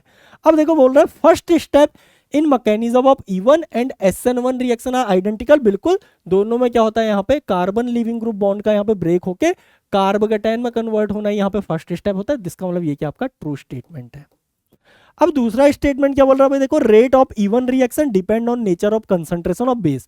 अब देखो जो फर्स्ट स्टेप है ना, यही क्या होता है, इसका आरडीएस होता है, और यहाँ पे बेस का कोई इन्वॉल्वमेंट है ही नहीं, बेस तो सेकेंड स्टेप में आता है और इसके बीटा कार्बन का प्रोटोन लेता है। तो एक्चुअल में आरडीएस का बेस पार्ट ही नहीं है, तो रेट को कैसे यहाँ पे अफेक्ट करेगा, तो ये स्टेटमेंट आपका यहाँ पे फॉल्स हो गया, फॉल्स हो गया। In E one elimination Hofmann rule govern the orientation of double bond. ये बोल रहा है भाई इवन में क्या होता है आपका हॉफमैन रूल होता है, बिल्कुल गलत। यहाँ पे आपका जो प्रोडक्ट बनता है वो सैडजेप रूल के हिसाब से बनता है, again this is false statement. फिर उसके बाद क्या बोल रहा है भाई E2 में आपका क्या होता है, E2 elimination of adjacent group of 6 member ring. जो 6 मेंबर रिंग फॉर्म होती है वो क्या होती है, leaving group. When leaving groups are anti viz transdiaxial, बिल्कुल सही स्टेटमेंट। इसका मतलब क्या है ना, देखो आपका E2 क्या होती है, एंटी एलिमिनेशन होती है। एंटी का मतलब एक ऊपर एक नीचे, ठीक है, अपोजिट प्लेन में होना चाहिए। लेकिन जो साइक्लोहेक्सेन होता है यहाँ पे एक पॉसिबिलिटी हो सकती है कि एक ऊपर दूसरा नीचे। इस ओरिएंटेशन में कभी भी E2 नहीं होती है, क्योंकि देखिए ये आपका हाइड्रोजन, ये आपका हेलोजन, तो यहां पे से बेस जब इसको पकड़ेगा ना, OET जब इसको पकड़ेगा तो इसका सिग्मा स्टार इससे अवे जा रहा होगा, तो ये यहां से ऐसे माइग्रेट नहीं करेगा। लेकिन जैसे ये फ्लिप करेगा यहां पे, ये लीजिए हेलोजन आपका नीचे आ गया और हाइड्रोजन आपका ऊपर चला गया, ये लीजिए। अब देखिए यहां से ये OET इसको पकड़ेगा, ये यहां से इजीली अपने इलेक्ट्रॉन पेयर इसमें देगा, ये यहां से निकल जाएगा। तो yes this should be anti diaxial होने चाहिए, एंटी तो होने ही चाहिए, साथ में डाइएक्सियल होने चाहिए। ये स्टेटमेंट आपका क्या है यहाँ पे, ट्रू स्टेटमेंट है। फिर उसके बाद आपसे बोल रहा है भाई Hofmann elimination, in Hofmann elimination less substituted alkene formed as major product. ये तो समझाने की बात ही नहीं है, this is true. Hofmann alkene बोला ही लेस सब्स्टिट्यूटेड अल्कीन को जाता है। अब बोल रहा है भाई देखो पाइरोलाइटिक सिन एलिमिनेशन में जो मेजर प्रोडक्ट फॉर्म होता है ना, वो किससे फॉर्म होता है, according to less hindered transition state. तो ये स्टेटमेंट भी बिल्कुल क्या है यहाँ पे, ट्रू है। इसके लिए मैं हर बार आपको एक क्वेश्चन कराता हूं, ध्यान से देखिएगा। ये लीजिए पीएच, यहां पे आपका SO माइनस, यहां पे पीएच, यहां पे आपका एक लगा दो हाइड्रोजन, एक लगा दो ड्यूटीरियम, ठीक है, ये लो पीएच। एक क्वेश्चन ये है, इसको आपने हीट किया, और दूसरे क्वेश्चन में आपने क्या किया भाई देखो, बस इन दोनों की पोजीशन यहां से चेंज कर दी, ये लगाया आपने यहाँ पे ड्यूटीरियम, ये लगाया आपने हाइड्रोजन। अब अगर आप इसको यहाँ पे पायरोलिटिकली हीट करोगे तो आप क्या बोलोगे भाई, देखिए सबसे पहले ये आपका S पीछे जाएगा, SO माइनस, यहाँ पे पीएच आया हाइड्रोजन, और फ्रंट में आपका पीएच, ठीक है। इस सेंटर पे आप क्या कर सकते हो, देखो ये हाइड्रोजन को आप इसके सिस पे अगर ले आए ना, ये लीजिए, तो ये फिनाइल कहां चला जाएगा, डैश पे चला जाएगा। ये लीजिए फिनाइल आपका डैश पे चला गया, और यहाँ पे ड्यूटीरियम आपका वेज पे आ गया, ये लीजिए। तो ये क्या करेगा, इस प्रोटॉन को पकड़ेगा, ये यहां से निकलेगा और ये यहां से निकल जाएगा। आपका प्रोडक्ट बन जाएगा ऐसा, pH back side, deuterium front side, और पीएच फ्रंट साइड। अब आप बोलोगे यार बीटा साइड पे ड्यूटीरियम भी था, आप इसको यहाँ पे ला सकते थे, लेकिन आप दूसरी चीज सोचोगे कि यार ड्यूटीरियम और कार्बन का स्ट्रॉन्ग बॉन्ड होता है, तो वो क्यों टूटेगा, ये वीक बॉन्ड है, ये यहाँ पे टूटेगा। लेकिन नहीं, ऐसा नहीं होता। इस केस में आपको यही प्रोडक्ट मिलता है। लेकिन जब आप कहानी थोड़ी सी बदलते हो,